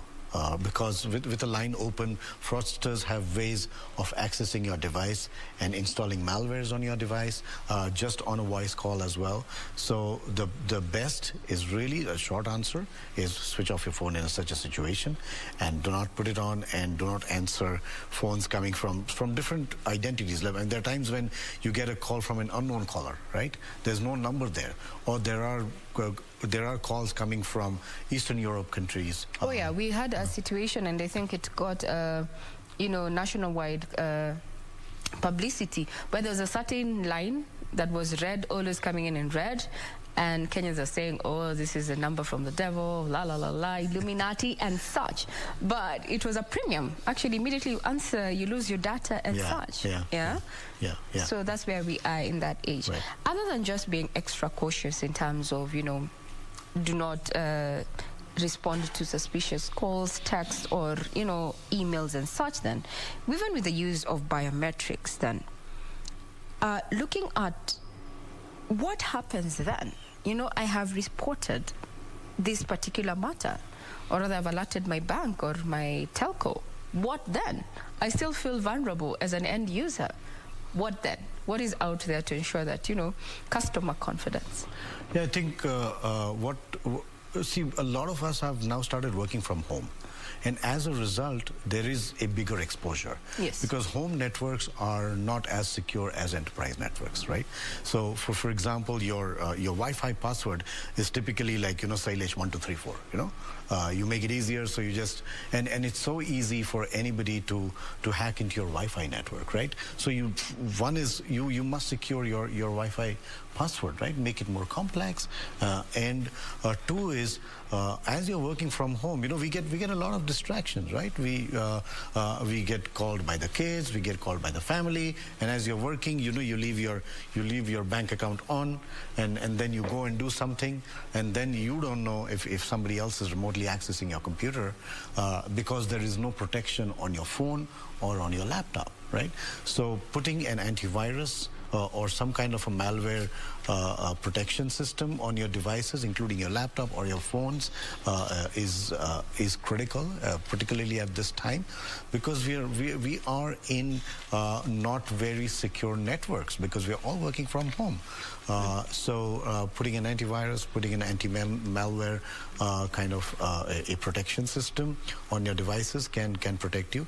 And if you're moving out of your leaving your device unattended, make sure you kind of log out from your banking mobile platform or your internet banking platform, or shut down the laptop. Just put it off, you know. So these are things that you can do as a user. And from an enterprise perspective, for banks, for example, it's a matter of continuous education to the customer that, look, you will never receive a phone call from us. You will never receive an email from us asking you to click something or something of that sort, right? And customers, I think it's about carrying our own baggage. We must make sure that we protect ourselves. If we do not protect ourselves, nobody else is going to help protect us. Mm-hmm. Other from just taking up individual responsibility in regard to this matter, then, what would you advise one to do? One who's already been a victim of fraud, what steps would they take? I mean, you have woken up one morning, you clicked on something, your bank is been wiped clean. What to do? I think a lot of banks have insurances to cover their customers, so good to speak to the bank. And two is, of course, make sure that you are protecting other assets, other digital assets. It could be your email account, it could be your website, it could be some files that you're storing online on the cloud. So it's important that you start protecting other digital assets while you've lost something. How do you do damage control, right? So make sure that you are protecting, changing passwords of all your email accounts, of all other digital assets that you're accessing with passwords. And these days, a lot of these sites have a biometric option to make sure that you have a two-factor authentication, right? So make sure that you enable two-factor authentication on all digital assets, so that you get an SMS as a one-time password or something, so that you make sure that as you put in the email and the password, there's an OTP and you put in the OTP. So these are things that you can do yourself to protect digital assets that have not yet been attacked. So how unfailable is biometrics? Because from what I'm hearing is that you have placed a lot of faith in biometrics, you know, as an emerging trend to curb online, or rather identity fraud. How infallible are they? So, look, it's a technology that's been here for a long time, particularly fingerprint, right? Face and voice are technologies that are emerging. They've been there in the market for a long time, but these have, a lot of the organizations have fast-tracked their what they call non-contact biometric agenda. So face and voice is evolving as a technology. A lot of organizations are adapting these technologies, and it's a matter of evolution. And yes, there's nothing like foolproof. It's a Tom and Jerry game where the fraudsters are ahead of the game, and they always have something to hit against any new technology. So it's a matter of time. We just have to up our game and make sure that we are continually upgrading our technologies and making sure that whatever technologies we have implemented are well protected from any external threat. Now, talking about our state of preparedness in general, in the event that we are hit by a cyber attack in large scale, how would you rate Kenya's, response to security, and as far as securing ourselves, cyber security issues? As you work on our response, we take a short break. When we return, we're going to be talking about, curbing identity fraud and if biometrics is a way to go. We'll be right back. Quick one there.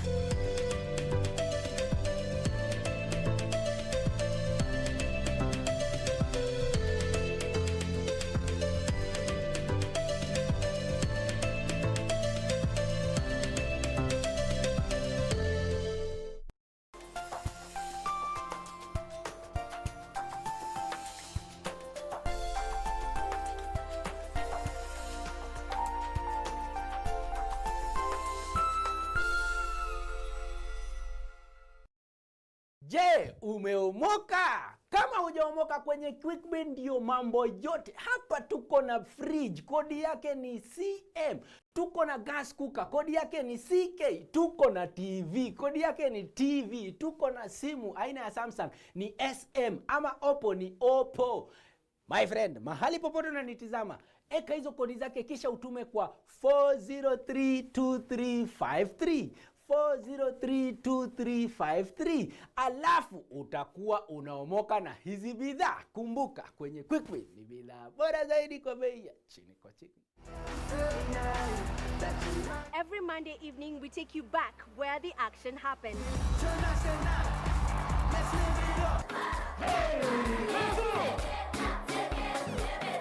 We cheer up your Monday blues. Our cameras rove all week to cover the latest in the enormous showbiz scene. We show you what you missed even if you were present.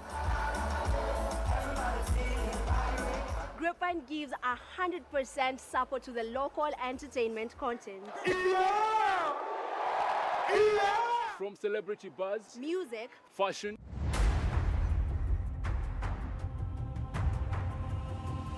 and all manner of entertainment and youth talent.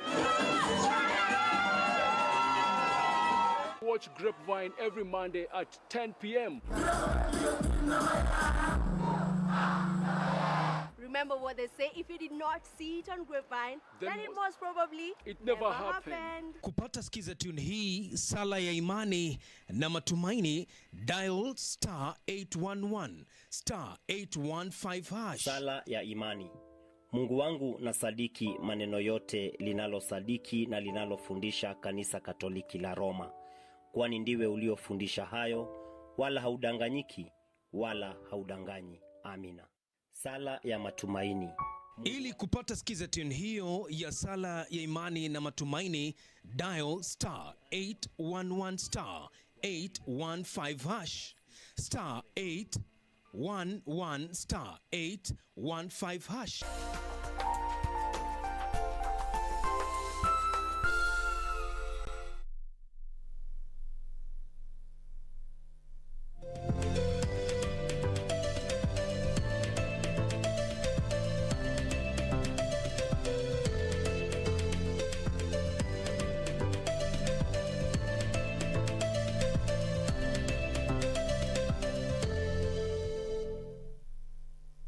Identity fraud.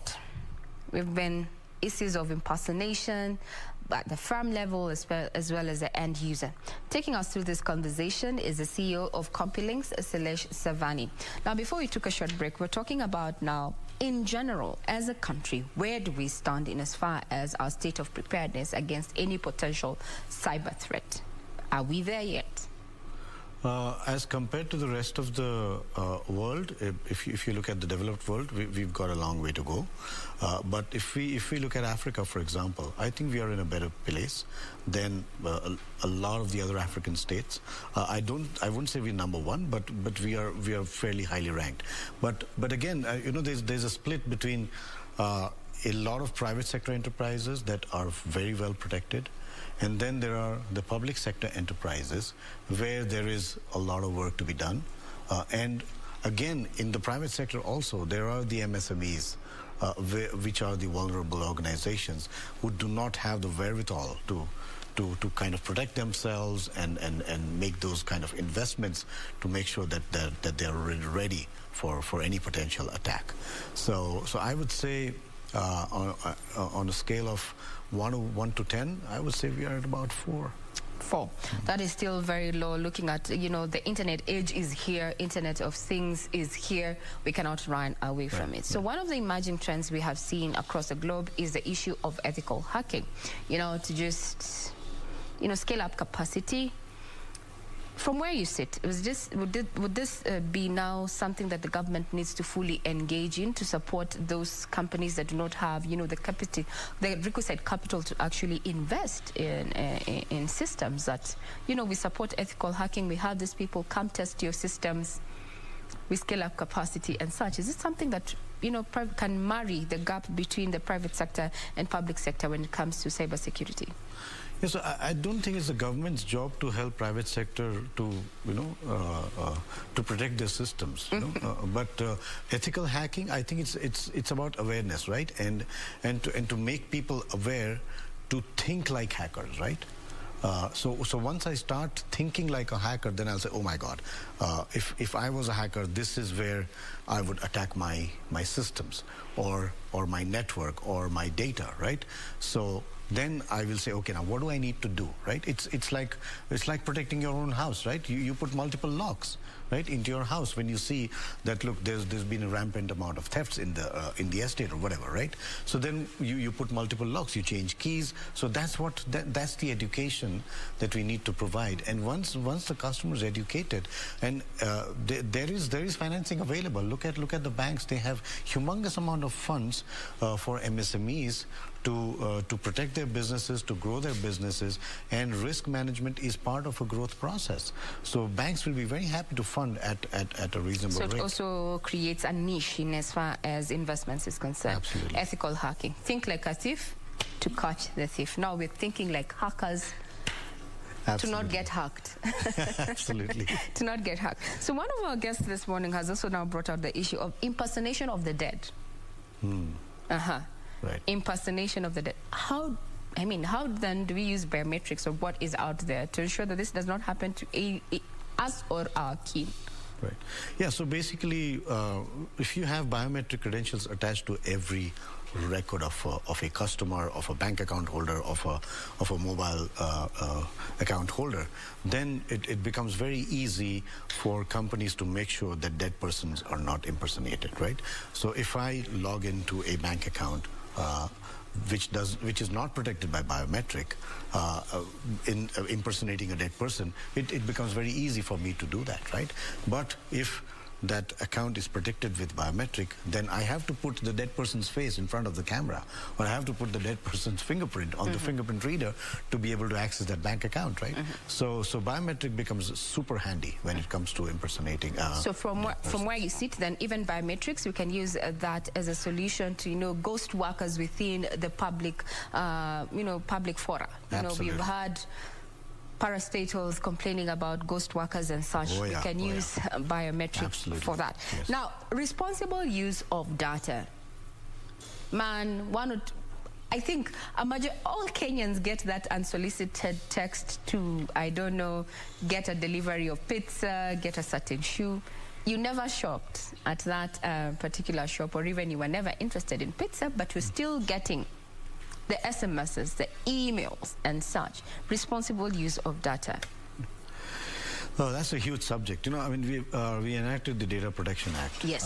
But I guess what we're not probably doing as a country is not enforcing it so much, right?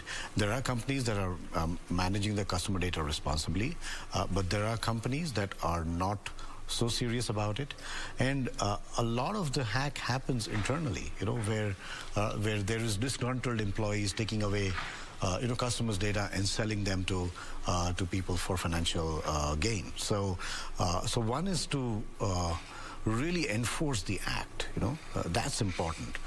We've gone and enacted it, but we're not enforcing it enough. You know, there is no penalty. You know, there is no consequence for data leakage. Now, how do we make sure that companies use their data responsibly? By having a serious consequence for data breach. We have it in theory, we don't have it in practice. Yeah, but it's a matter of time. As we come to a close, Silesh there, what role then is CompuLinks playing in all this in as far as identity fraud is concerned?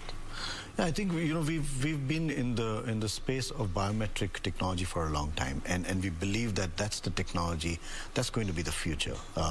We believe that physical IDs are going to be a thing of the past in time to come, right? And you are your identity, and that's what we are doing. That's what we are propagating. That's what we are educating our customers about. That use of biometric technology to replace passwords.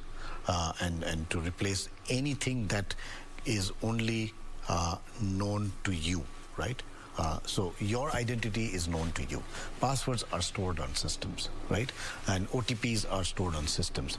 But you hold your fingerprint, you hold your face, you hold your voice. So we are selling technology solutions that are biometrically enabled, and we enable our customers to use biometric technology on top of their existing systems. And that's where we are seeing a lot of uptake. So the future, as you say, is digital, and we also hold that data is king. So some of the firms are, using our data, rather the data they collect responsibly, but there's some, well, we all say in a marketplace, there's still a madman or a madwoman somewhere around the corner. Our guest this morning, Silesh Savani, the CEO of CompuLinks. The conversation here has been around, how do you better protect yourself against identity fraud? Is that secure your emails, your passwords and everything, and do not, respond to suspicious calls or texts or even emails. If you doubt anything, call your service provider, because that might just as well be a scam. I'm Regina Manyara. We've been watching Good Morning Kenya.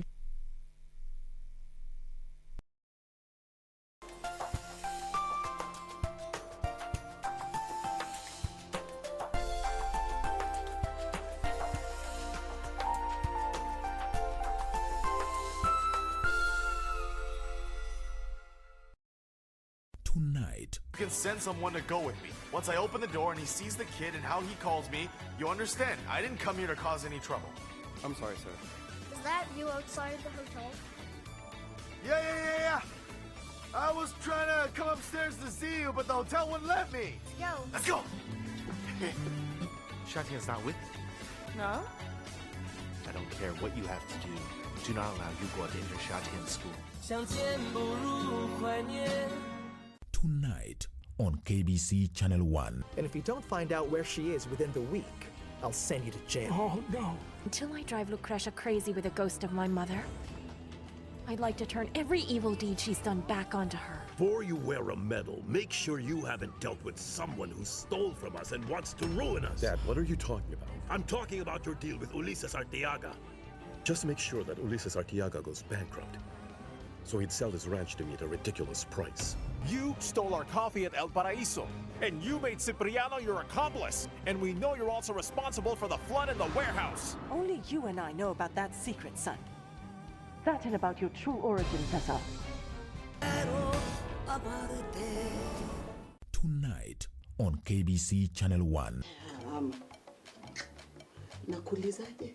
Una mpango wa kando? Mpango wa nini? Ati mpango wa nini? Ati hama kuja ukae huku. kazini kwatakana tayarishi tangu lini? Kuna yule rafiki yako ule kijana mfupi mweusi. Huyu ni arifu wangu huyu boy. Si umesema ongezewa vijana? Nilikuwa kama boys Basi yule amenifanya kusema taka kazi. Huyo? Lakini acha nikwambie mzee. Huyo boy. Utaitana. Huyo ni mwizi. Nakwambia, usijaribu imwagia soda tena. Ukimwagia soda tena tutachafuana. Ukimwona fanana na hiyo nguo. Kilemba cha hiyo. Sasa ninaona nguo tunaileta hapa. Kama umeomba. Huo ni ungwana.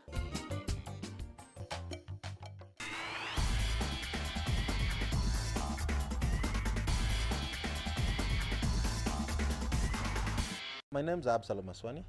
I'm a navigator to Evans KBC. We sit in an Evo 10 that is branded under Green Life. We're actually sponsored by Green Life Motorsport as our team. And we will be happening in the WRC Safari Rally of 2021. Nataka kuwakaribisha nyinyi wote to come and cheer our local team. This is the first time in 18 years. I think we are having proper indigenous Kenyans doing these events in their hordes, rather than those years when there were few dotted pictures here and there. But this time round, we used to watch this on KBC. Now, it's here and live. Please come in your hordes, could you support Green Life, and stand with us as you see us through all the way to the podium, ahead of some of those foreigners. To touch up your sleeping warrior. Come and see this.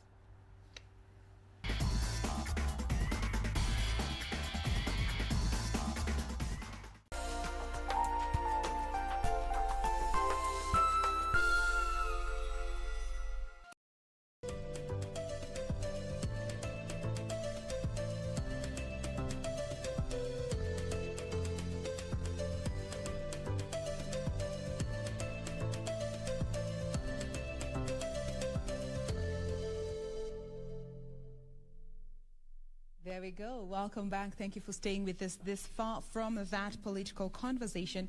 We now want to move on to our family check topic of discussion today, and we welcome you to be part of this conversation.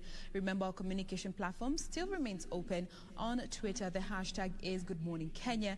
At KBC Channel 1 remains to be the official station handle. My handle is at Jane Wamboy. Now, thank you to everyone who's already checked in so far. Selector Arafat, I appreciate you seeing there. I can see our super producer, Mr. Ben Kamote pale Twitter. William Waburi anasema when I grow old, I don't want to be dormant volcano where I may be likely to erupt in the future. All right, that is William Maburi, always tuned in. Thank you to everyone who's also retweeting all our feeds. We thoroughly appreciate you. But please check in. We'd love to know which part of Kenya you are watching us from. Robinson McBride, I see you pale Twitter. Let me just refresh my feed.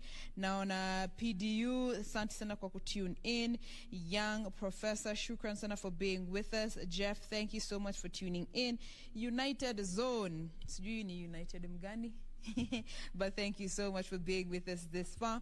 Keep talking to us. We welcome you to be part of this discussion. Now, as mentioned earlier on in the intro, today on our Family Check segment, we are going to be talking about how to handle disappointment. And when you talk about disappointment, it's a very big topic. But today we want to narrow it down to post-exam stress. And this is specifically exam result-related stress. Just the other week, we had the KCSE results put out. So many grades were attained, and there was a grade that each individual had. But now for many people that did not get the grades that they want, and especially our children, they are in a state of disarray, they are disappointed, and they probably do not know how to handle themselves during this time. You know, feelings of guilt, worry, disappointment, being left out is what is dominant as they are experiencing this time and space that we are in. So today we are here to have this conversation. It is necessary to have this conversation because, you know, just going back to that space when I got my results, it's not what I was thinking I was going to get, but you got what you got. So what is the next step to move on from that point? And today we have two guests with us to help us with this conversation. In studio, we have with us Penina Maluli, who is the director of Stir with Pearl. Karibu sana Penina. Asante. Thank you for always making time to be with us here on Good Morning Kenya. And also joining us via Zoom this morning from here in Nairobi, we have Fred Abog, who is a mentor, motivational speaker, and a counseling psychologist as well. Good morning, Abog. Thank you for being with us. Oh, asante sana, Jen. It's nice to have to be here on the line. Thank you so much for the invite.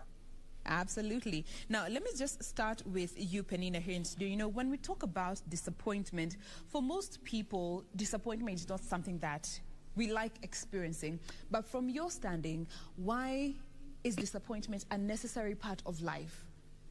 Okay, disappointment is supposed to be something that comes after what you are expecting does not come through to you. As you have said, we are going to exams. It's like someone, when they were reading and what they are expecting and the school that they were in, they were having a very high expectation, the parents and even the principals. But if you check at this time, you will see that there is a very big difference on what people usually expect, which school comes up and which comes down. So there is a lot of disappointment among most of them. And now this disappointment, when it has hit you, if you are not able to overcome it, and you are not able to, the people around you does not give you support, you go to depression. And usually what we need to narrow down this morning is about the parents, because the parent is the person who will cause this child either to take poison, drop themselves in the dams, if we have had such cases, because we have had very bad cases where somebody had what they got, they didn't get home, they dropped themselves in a dam. Others had to take poison because they know who they are going to face at home. So this is the time that parents, we need to calm down, because the period has not also been very easy. Education was not as it was, and even the process was quite different. Okay. Yes. Now, let me come to you, Abok. You know, just looking at the same aspect, you know, disappointments being a necessary part of life. Why is this important for us as a people to experience disappointment along the journey? Okay. Okay. Let me get to hear from Abok first before we get back to Penina. Abok. Yes. Hi. Thank you so much.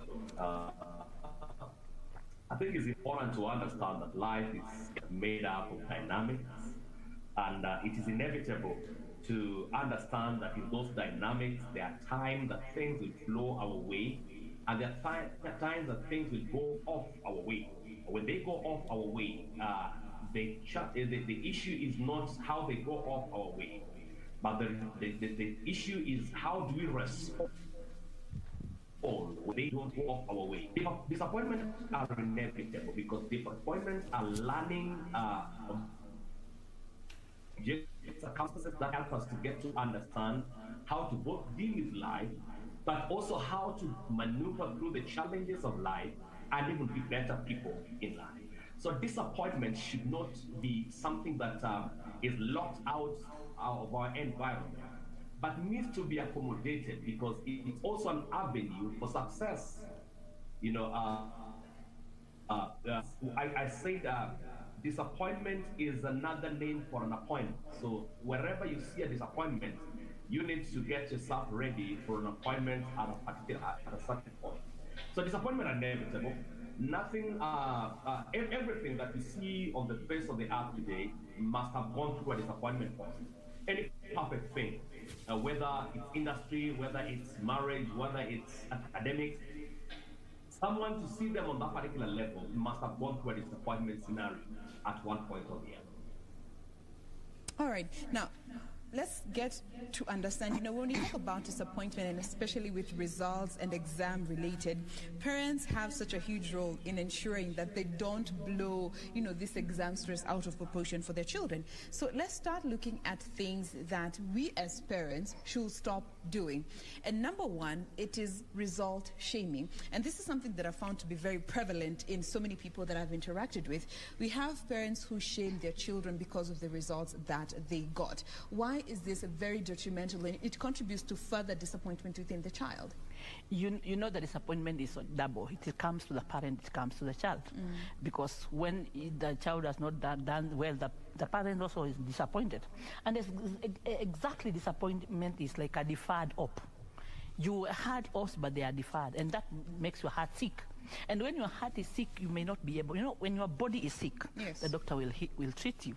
When your soul is down, you can be done some therapy. But when your heart is sick, it is not easy. So that is when now we need now to come to accept what has happened, because it doesn't matter what has happened. Life has to continue. And it's good to have an open mind as a parent and as a child. Have an open mind, because if he has got a C minus and you are expecting a A, there's room for bridging those relevant subjects, or go for a diploma. Yes. Because if this child, you depress them and they die or even get into drugs, you have lost a child. So this is a time now to preserve what we have. Oh, we have lost, but we need to preserve what we can be able to hold. Okay. It has to be a joint effort from the parents and even the society, because sometimes you find people around you. That's why you are told to avoid people who speak negative, because they kind of speak bile. Bile is when you stir up that bile in you. And it also is like taking salt and rubbing it on your wood. Why should you accept that? Life is personal. You make a choice. I don't want to listen to these people. I choose to move and have an open mind, and you'll be able to move on. And both sides have to accept the situation and move on. All right. Abok, let me come to you, still looking at the same aspect, just looking at things that we need to stop doing as parents. And number one, I have found that result shaming is something that most parents do, even to a very subconscious level, but it's very detrimental when it comes to our children's well-being. Very important, Jane. I think it's important to understand that success is not a final, because failure is not fatal. But to shame results is to minimize life based on a particular incident or an event. Life is dynamic. The fact that someone failed on a particular area does not mean that they are failure in life.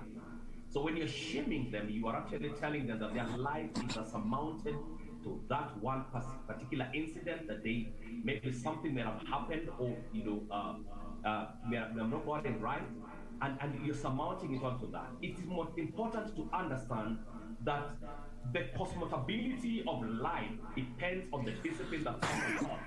And failure is a reflection of what did not go right. So when you begin to narrow it down into shaming it, you are actually surmounting life to that particular incident. The fact that Usain Bolt did not win 100 meters one time does not mean that he's not a good runner. Maybe he had a muscle or the other thing. You can just encourage that person to give it a try next time, or give them an option. And what parents need to understand is that the dynamism of life is based in such a way that you should devoid of competitiveness and approach it holistically, so that the child can see the avenue not based on one particular angle, but on a holistic dimension.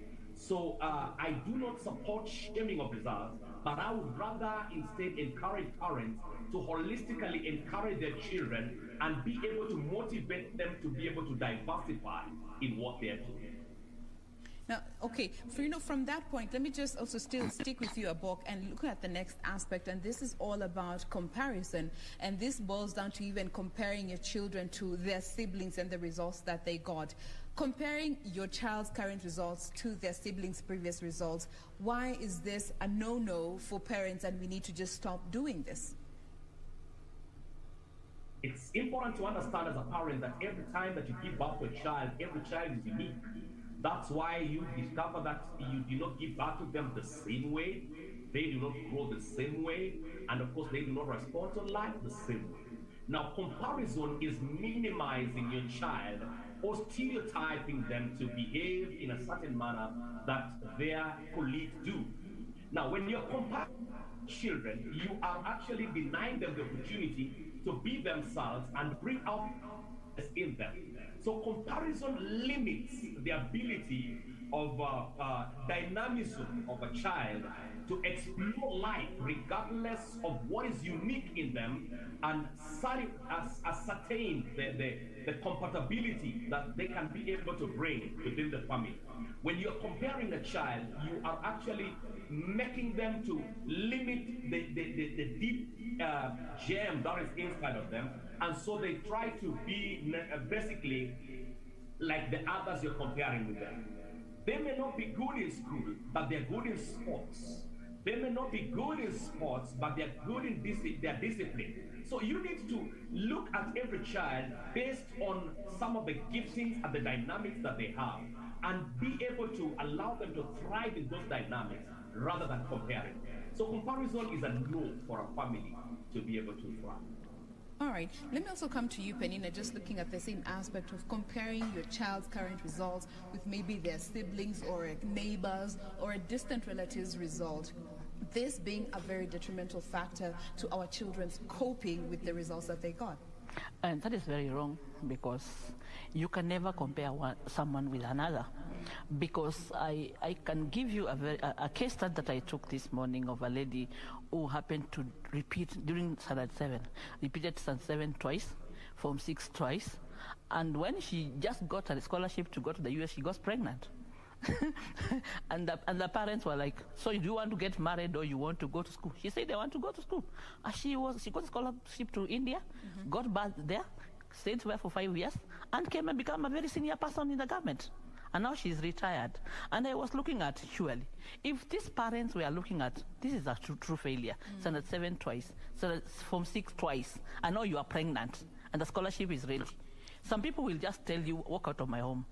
We need to have, as parents, we need to be able to calm down and look at our children and even study them and know their strengths and their weaknesses.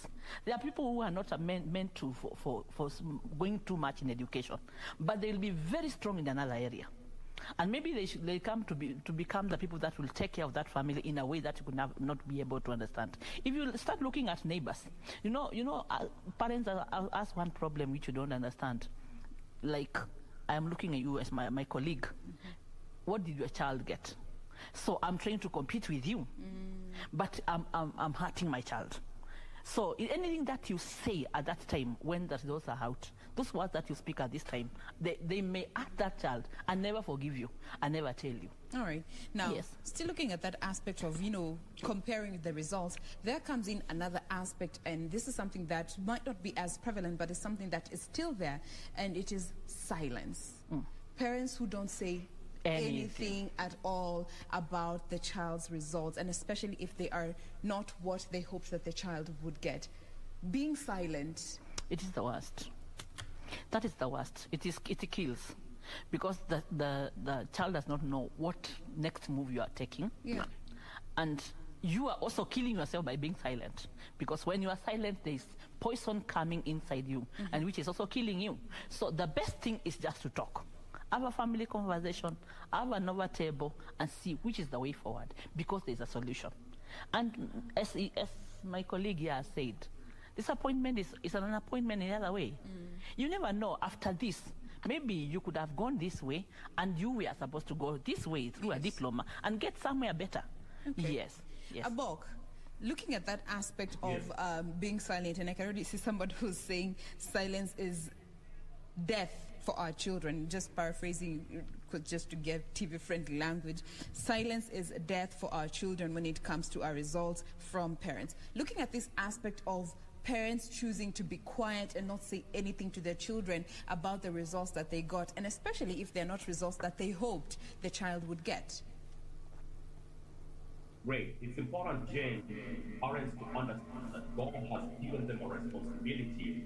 The number one is priest over the children. Priesthood is an environment of a responsibility of governing your child by nourishing them, assuring them that they belong and they are worth, and it's possible with them, and they can make it regardless of these challenges. The number two thing is that parents are supposed to be prophets of their children. Prophets in that they need to call out the best in their children. They need to call the doctor out of them. They need to call the profession out of them. They need to call the greatness out of them. So when a parent gets silent, when a child either fails exam, they are actually, number one, to them, but also number two, they are doing an internet service to their children, that they deny their children the opportunity to know their place in the society, develop the family. Now, a parent is very essential in that when you speak a word, that word goes forth. The Bible is clear of things that words the parents have spoken into their children, and their children became those words. The society is about your parents speaking. And because your parent can tell you, I see engineer in you, I see greatness in you, and then you begin to work on that. And you know, that's why we say that parents are lions in their children. In that whenever they speak, there's a confidence that comes out of their children, and there's an affirmation that comes out. So it is detrimental for a parent to be silent, especially in time of crisis and disappointment. Absolutely. Now that brings us to another aspect, and this is about forced repetition. You know, just from what you have said, when we have, as parents, we force our children to repeat the class because they didn't get the grade that we parents wanted them to get. Is this something you would tell parents to stop doing, or you would advise them to do it depending on the situation? You know, there's the issue of if you have not got the right grade, you go to the TVETs. TVETs is where you go, maybe you go, you know them, eh? Yeah, technical. So, the technical. So, it is supposed, I don't think it's supposed to be an issue of, like, using force. It's good to dialogue with your children. Because at that level, if you start dialoguing with them, they will become decision makers even in their own life. But if you start pushing and using your, it's like when some parents would say, I want you to become a doctor, and they want to push you to become a doctor. Yeah. And maybe by birth, you're a saloonist, and you'll become a very rich person as a saloonist. So sometimes it's not good to push. It's good to repeat if it will make any difference, but don't use force. I don't think it's good for you. Don't forcefully make your child take the class. Especially this time, when you use force, you destroy. All right. Yeah. Abok, do you agree with Penina when it comes to forced repetition or exams, even for that matter, that parents make their children go through just because they didn't get the grades that they think are right? I agree with Penina 100%. The Bible says, come let us reason together. Now, life is about reason, and reasoning is about pointing out the blind spots and helping somebody to have a directive of what they need to do. We are counseling. Counseling is what I do part of my day. I do not tell people what to do. I direct them, I guide them, and I support them into what they need to do. Today's young people are looking for someone to reason together with them and, you know, help them to be able to get the direction. When you reason together with your child, you help to illuminate the things that you may have not been able to see. And then when it picks up a direction, it feels responsible for the direction. When you force a child to repeat a class, you are actually number one. Right now, schools are going on. It will be older than children, you know. So there is an element of feeling out of place. Now, education has a lot of a student. When the psychology is distorted, the mental team of this person to be able to reason and bring out the best is actually challenging. So let us reason with the student, with the child. Is there something that is optional, or if they are repeating, are they repeating out of their own initiative and not you forcing them? Let them be in a position to see the need, not. All right. Now, let's move on from what parents should stop doing, because they're not just here to point out the problems. We're also here to help out with solutions. Yes. And for those who may not know how to handle this situation, we are here to give you pointers in regards to what you can do. And number one, it starts with acceptance. Yes. How far does accepting your child's result take the both of you when it comes to alleviating the pressure that comes with disappointments? Let me start with you, Penina. Accepting is the key thing. Because whether you say no or yes, life has to continue. Yes. This has happened and it has happened. So when you accept and know that there is no way to change this, but we have to move on, you will have a solution. And the first thing is to make sure this child, you speak to them in a way that they feel you accept them the way they are. Because you may also destroy them. Because there are two ways. the sooner you accept it, you know it's better for you. And you may find someone who may go into drugs and even doing things that will cause them forget what has happened, because nobody is supporting them. But if the parents and the people around that person will show that child, it has happened and we support you, you can move on and you can become even a better person after this, it will be very easy for them. But if you leave that person alone, that's where you find suicide, you find things that has happened. Somebody gets into drug, and they could, maybe that person was very, very excellent in education. Something happened during the exams. Maybe he got a shock during the exams at that time, and he could do better later.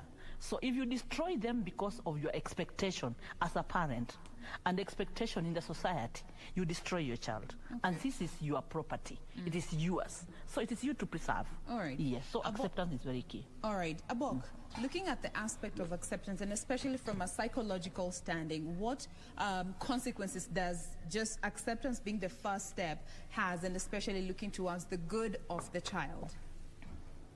Great. Two aspects psychologically. Number one, acceptance reflects the element of an in that this you own that yes, this term I did. How many people do not attend? How many people chicken out because of fear? But you made an attempt, and you know you are accepting that an effort that I put in place. I mean, I'm not wanting the ultimate goal, but there is something that I put in place. But two is that you accept in that you resonate and you take note that you own the process, and you say, these are my results. You know, they may not be pleasing, but they are mine.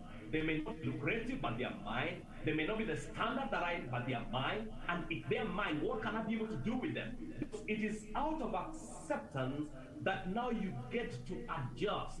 And adjustments come from the point of ownership. When you own something, you begin to say that is lucrative and admirable to yourself. Now, I like the fact that you brought in that aspect of acceptance leads to the next stage. And this is all about now involving your child in this conversation. And number two, getting to hear your child's opinions, regardless to whether they like it or not. Let me just pick up from where you left off, Abok. Getting to involve your child in this conversation and just hearing what they have to say as part of what you should do as a parent. Why is that vital?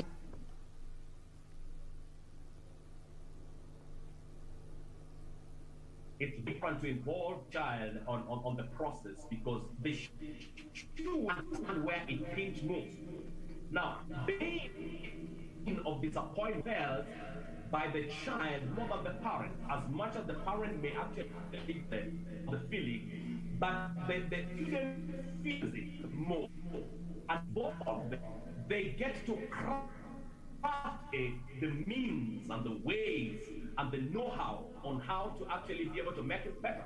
When it clicks onto them, we always tell students on our group counseling that results are feedback. If you get it well, you don't do it for your parents, you do it to yourself. When we involve our children in the process, we guide them, or we get to understand their way of crafting the way out and how they're actually moving. How are they going to advance in this situation? Because you cannot get yourself dry up on where you are. You need to move to a certain state. And moving to a certain state, it involves the individual to take a step. Whether in faith, mentally, psychologically, you are the one to take a step and move on to another. All right. Karina, just looking at the same aspect of involving your child in this conversation in terms of moving forward and not just making decisions for them based on what you think is available or what they can do with their grade. How vital is it to involve them and just get to hear their opinions about their grades and what they hope to get to do moving forward? Yeah, it is very important to have a discussion with them because you know when you engage your child, you even come to realize that person is wiser than you thought, because the kind of words they will bring out when they are free, because now they have been given the position even to express themselves, so the fear has been taken away. They will be able to express themselves and even bring out what they never knew they have in themselves. And this will lead them to be able to know what do they want? Because even when they are school, they are told to choose their careers. But sometimes they're not guided the right way. But when that person has gone through pain and comes back to their normal levels, they are able to know exactly what they want. And they'll be able now to make a decision. Can you allow me maybe to bridge these few, maybe 2 subjects that I failed? And then I'll be able to do my degree, what I could have done. Or let us agree that I go for a diploma, but not at TVET. But if it depends on how it was. But when you put it on the table, there'll be peace between you and the child, and there will be a flow. All right. Yes. Now, this next aspect involves parents mostly. And we have parents who go about telling everyone about their child's grades. And this might not be something that the child is open to, because, again, it could have been a grade that they were not hoping to get. So would you advise parents to just be careful with who they tell their child's grades to, because you never know the intentions of the other person? Yeah, sometimes it's not as good as people think, that just opening up what your child has gone through. Maybe to you, you are happy. Yeah. Maybe to them, they are not happy. And when you discuss this and they discuss with their children, and maybe he goes out and meets someone who, as we have said, some people are toxic in how they speak, then someone will woo that child. And maybe you say it out of good, the way you are talking, you are saying it out of good heart. Yeah. So it's good to be wise, to know who do you share with about your children. It's not necessary. Yeah. Not unless you know exactly what they want. Okay. Well, just looking at that aspect of parents who could be happy with the grades that the child got, but the child, on the other hand, is not happy with the same grades. So you find the parent is going about telling people, my daughter got a C+, my daughter got a B, my daughter got a C-, very proudly, but they are not considering what the child might think. Is this something you would advise parents to be careful of, especially from a psychological standing? True. I want to look at this from 2 perspectives. Number one is that when it comes to the parent psychological dynamic, especially when it is success, it's a bit challenging to deny the parents an opportunity to express their pride, their appreciation, and the dynamic. But of course, what I always advise parents is to be moderate, because not everybody you are sharing with has the same joy and the same way you are looking at the thing. So be moderate on the way you are sharing, because sometimes that is not what your child expects. But also, why can't you also take time and agree with your son or your daughter? What you got, should I share it? What do you think about it? Because when you got the permission of the child, because he is the owner of the result, it goes a long way. The government has a spokesman. That means that, things need to come out through a channel, and they need to be authenticated and validated before they are communicated. And so let the child give you the permission to share. If they have not given you the permission, please avoid sharing it. You will actually be helping on the psychological dynamic and the well-being of that particular child. But also number 2 is when you share, it is an avenue of opening a downside for your children. Remember, success or disappointment is not the issue, but the reaction is the issue. What are people saying? What are the things that comes into your ears? The things that will come to the ears of this child as a result of your sharing will determine the progress and the growth of this child.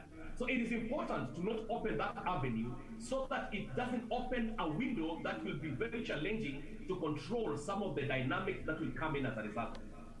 Okay, now looking at those dynamics that may spill in from this path that you as a parent open, when it comes to making available avenues for your child to be able to communicate effectively, would you suggest to even get professional help and even counseling for your child to help them navigate during that time, and especially if they are, you can see they're leaning towards the disappointment side? Is this something you would advise?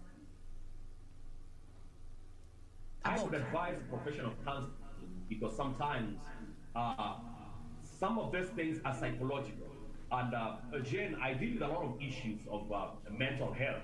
And when I get to dig into some of the root cause of some of these mental issues, they came as a result of the way some challenges were handled on the initial stages. And so it is important to get a professional to handle some of these issues because the repercussion could be dire in the field. And, when they are handled professionally, in that, they can be guided on in how to deal with the quagmiatic situation and get the better results out of them. And so I suggest that a professional counselor is important. But also, as a parent, you are the first step that the child meets. So try to be as positive as you can. Because maybe some parents cannot be able to afford professional counseling, but they can speak positivity to their child.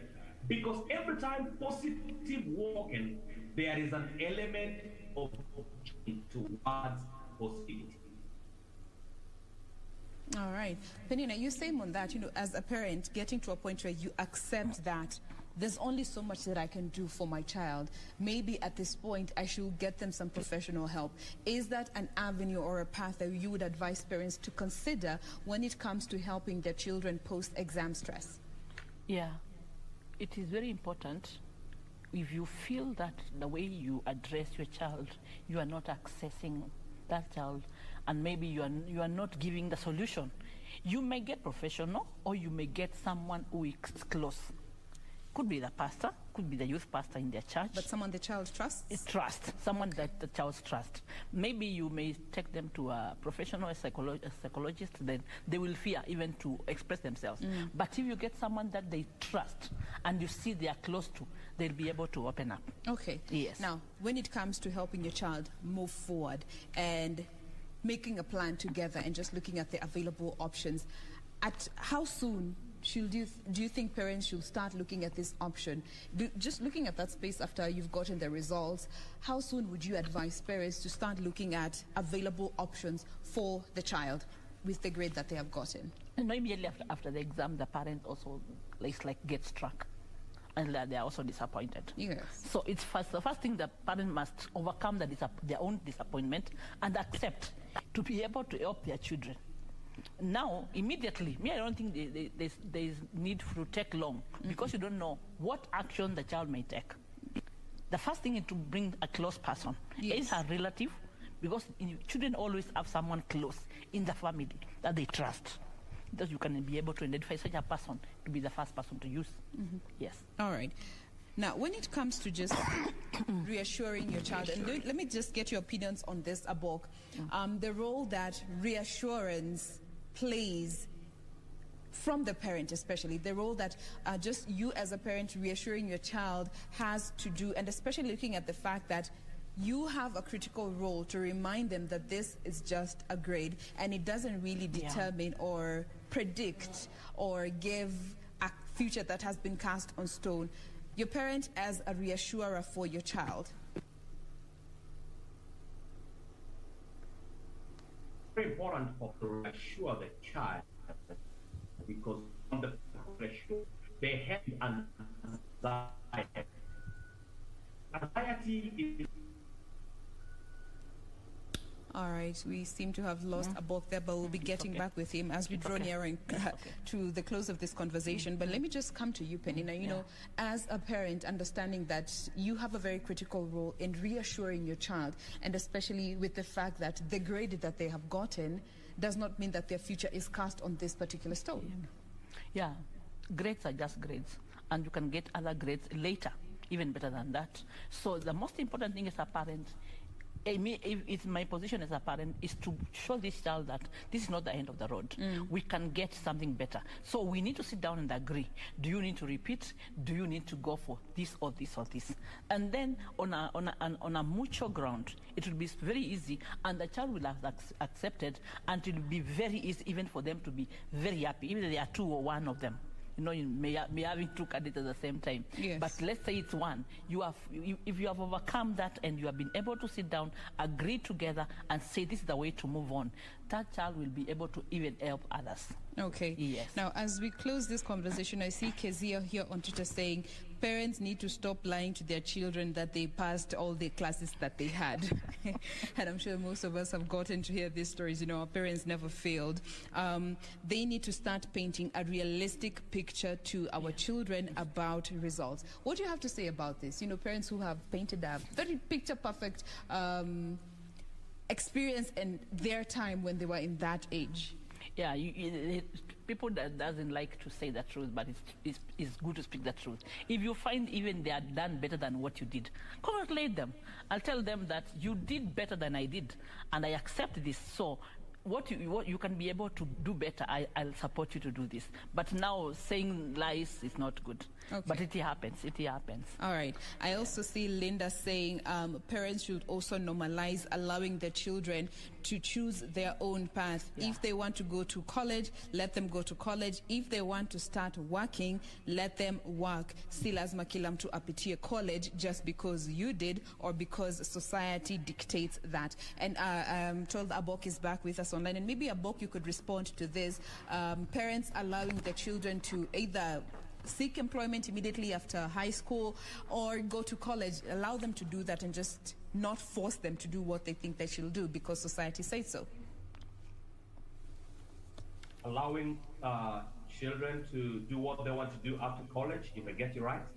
Yes, you know, for those who want to seek employment immediately, to be allowed to do so, and if they want to continue with college, to also be allowed to do so and not stick to the script that society has. Yeah, I think the most important thing is to help the child to bring out the best out of them. And this can only be done when there is a proper assessment of the child by, you know,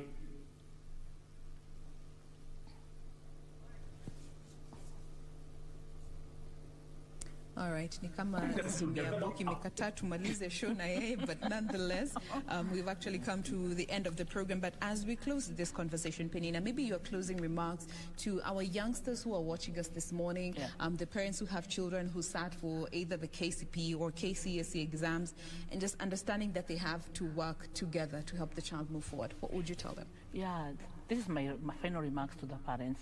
It's good to work together with the children, have a dialogue with the child, especially this time because of the pressure and the peer pressure that we have. It's not like our own times when it was not as it is today. So if it is possible, have time with the children, have a dialogue with them, and talk about what is happening. For those who have failed, that's not the head of the road. That's just a grade, and maybe something happened to you during exam and you are not able to get it. There is always a way. You can bridge, you can go to diploma, you can go to TVET, and there's always a way, and God will give you the way out. All right, and there you have it. I have nothing much to add on to that. We have been speaking with Penina Maluli, who is the director of Star with Pearl. And we've also been speaking with Fred Abok, who is a mentor, a motivational speaker, and a counseling psychologist as well, who had joined us via Zoom. This has been all about dealing with disappointment and more specifically, coping with exam result stress. Help your child navigate these waters, and at the end of the day, you will both live to appreciate your efforts during this space and time.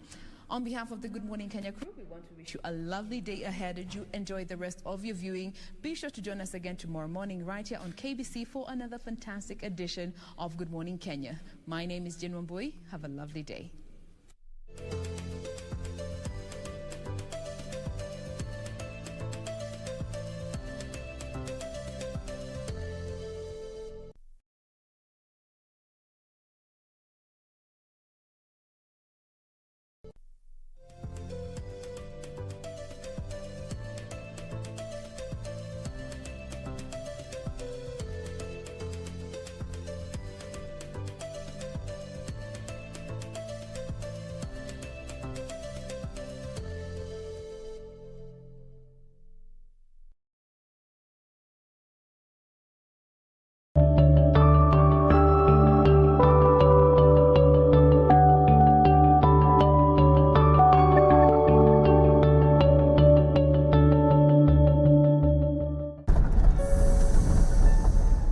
Barani Mtwapa, Kilifi County. Here we meet Kadzo Muriani. Muriani is the mother of 6. She's also a grandmother. Her 2 daughters gave birth while they were in school. Si mara ya kwanza, si nimekuonyesha chengine hapa. Kisha kwa kikubwa. Kwa hivyo mimi nimepitia, si mara ya kwanza huyu. Kile nilichokuonyesha kile, mamake yuko darasa la 7, nimelipa pesa za mtihani, ananiambia nikakalie mimi mtihani. Her son also impregnated a girl who has since moved in with her baby. She now has to take care of 3 grandchildren, all under the age of 2. Muriani, however, attributes teen pregnancy in this region to high levels of poverty. Mzazi pengine utakuwa huna mpango nyumbani, kwa kuwa ale ndio atamfuata baba kama huyu. Amwambie akimpata kama huyu, atamwambia twende kununulie viazi, ndio tayari atamfuata. Sababu wewe mwenyewe huku huna mpango, na akiangalia nenda kununuliwa nishibe, si ataenda. Rebellion and sheer generational indiscipline, she says, is equally to blame. Watoto wa siku hizi si kama wa zamani. Si kama sisi tulivyolelewa sisi, vile na waonavyo. Si kama sisi. Manake sisi wakati wetu tuwasichana. Hutakubali mamako aingie jikoni apike sima na uje ukae wewe ule. Alafu muache vyombo pale akaviweke ama aoshe. Lakini wa saa hii unamsongea sima vizuri na amekaa, aje achukue sima ale na kuache hivyo vyombo. She portrays a picture of a mother giving up on her daughters. Sasa utaambiwa nipe simu, utajua mtu anaongea na nani. Nipe simu, pengine nipe nicheze game. Haya unampatia, wewe pengine una kazi yako, utajua inafanywa nini. Kumbe mtu yeye anapigia mtu wake, akimaliza kupiga, kama mimi ambaye sikusoma, hata sitasoma hizo message zao, pengine zimefutwa, utapata nini? In Ganze, we meet the family of Sikubali Mutoi. His 15-year-old daughter gave birth a week prior to this interview. It's not been easy for the family. Niko nayo, nilikuwa niko kwa kazi. Nafanya kazi ya nyumbani kwa somesha wao. Sasa tangu juzi nimeketi. Sasa hivi sijui nitarudi vipi kule kazini kwa sababu sina mtoto na huyo atarudi shule. Na nilikuwa huyo baba alifanya kazi timboni. Hawakulipwa. Tangu Januari hajafanya kazi, amekaa hapa. Anasema kule paka pesa zake zitoke. Sasa mimi ndimi nafanya kazi kwa somesha wao. Sasa hii nimepata mtoto. Sijui sasa atafanya njia gani hapo katikati. At the Ganze clinic, I meet these 3 men. They echo Mama Muriani's sentiments. Sasa zile mila za zamani ambazo hapo zamani tulikuwa na makome. Makome ni ile dhome. Watoto wa kike walikuwa ikifika hiyo doni ile saa 11, saa 12 wanaenda chukua kuni, wanaweka hapo, alafu kuna wale wakina nyanya wanawapatia mawaidha. Sasa hizo mambo ni kama imeisha. Ni kila mtu ni .com. Ikifika hiyo jioni kila mmoja ana mwelekeo wake anaenda. Poor housing in this area is also another challenge that has seen children's sexual debut set in earlier. Tuna upungufu wa nyumba ni ndogo. Unaona? Walala pale na bibi yako, watoto nao wanalala hapa. Unaweza kusema watoto wamelala kumbe wanakuona zile habari zako ambazo unazipeana hapo kwa bibi yako. Mtoto naye anachukua advantage. Unaona? Mzazi wa kijana wa kilugu una changamoto. Sikubali Kazungu holds there's high level of indiscipline among the younger generation. This generation, these men say, does not listen to the counsel of the elders. Sisi kama wazazi, unapoonya mtoto wako kwa kumshauri, inafikia wakati sasa mtoto hajasikia, inabidi umuongeze kiboko kabisa, ndio akuelewe zaidi. Na ajue kwamba ni kweli huyu baba ili jambo hataki. Lakini sasa kulingana na sheria yetu ama katiba yetu sasa kufikia sasa ni kwamba mtoto ni kana kwamba hakuna vile ambavyo unaweza kuadhibu mtoto. Sasa hii hali ya kuboko kuondolewa kwa mtoto imetutatiza sana. Watoto wengi wamekuwa na viburi. Inakuwa sasa hata jambo ambalo wewe kama mzazi unali halifai, analifanya kwa kiburi kabisa mtoto. Other key contributors of teenage pregnancy in this region, according to Kenneth Miriti, who works at the Department of Health in Kilifi County, are cases of incest, fish for sex, boda, who are perpetrators and enablers of the vice. I have interacted with the boda riders who will tell me, you tell us we are the ones who are causing this problem, but we deliver the girls. So, like a person like me would send a boda to Mtuapa to bring a girl to Kilifi, and then in the morning, very early in the morning, he takes the girl back to. So the bodas are not only perpetrators but are also enablers of these problems. In Kisumu County, Seme Sub-County, we met Thomas Mboya. He is a father of 5 and now a grandfather. He blames his daughter's predicament to the long closure of schools due to the coronavirus pandemic. Corona katuletea shida ambao unapata kuna watoto ambao walipoenda kule, walipotolewa shuleni, walijipata kwenye maisha ambao za zingine inawaleta kuwa wazazi na wao pia walikuwa wangali wadogo. Sasa unaona mtu kama mimi sasa lazima niwe na mjukuu. Sasa na hali yangu inabadilika. Kama ilikuwa ni ya ujana, sasa naingilia mambo ya uzee. Mother and child will also need proper nutrition, which puts an even bigger strain on the family. Regina Mulama, also from Kisumu, holds that the inability by parents to provide especially for their daughters is a contributing factor. Tuseme hii mimba ni kwa sababu tu wazazi wengi hawana mapato. Sasa saa hizi tuko na shida mingi ya fedha. Unakuta mtoto labda anahitaji kitu fulani na sina hiyo pesa. Mtoto anaenda nje anajaribu kuongeleshwa na marafiki na anampea labda pesa fulani. At the Pamoja CBO in Seme, Kisumu County, the organization, which has been in operation for the last 13 years, works for girls and young women between the ages of 10 to 24 in areas of reproductive health, education and sanitation. Judith Owor shares the struggles they face in supporting especially teen girls who need to go back to school. We've had cases whereby parents are not able to support these girls to go back to school.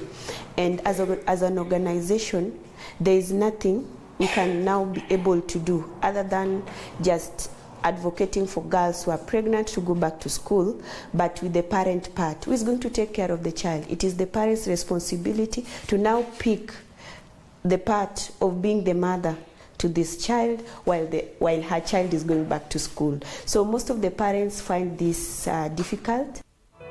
Tomorrow, on the third part of this series, we take a look at the teenage pregnancy statistics globally and also in the country.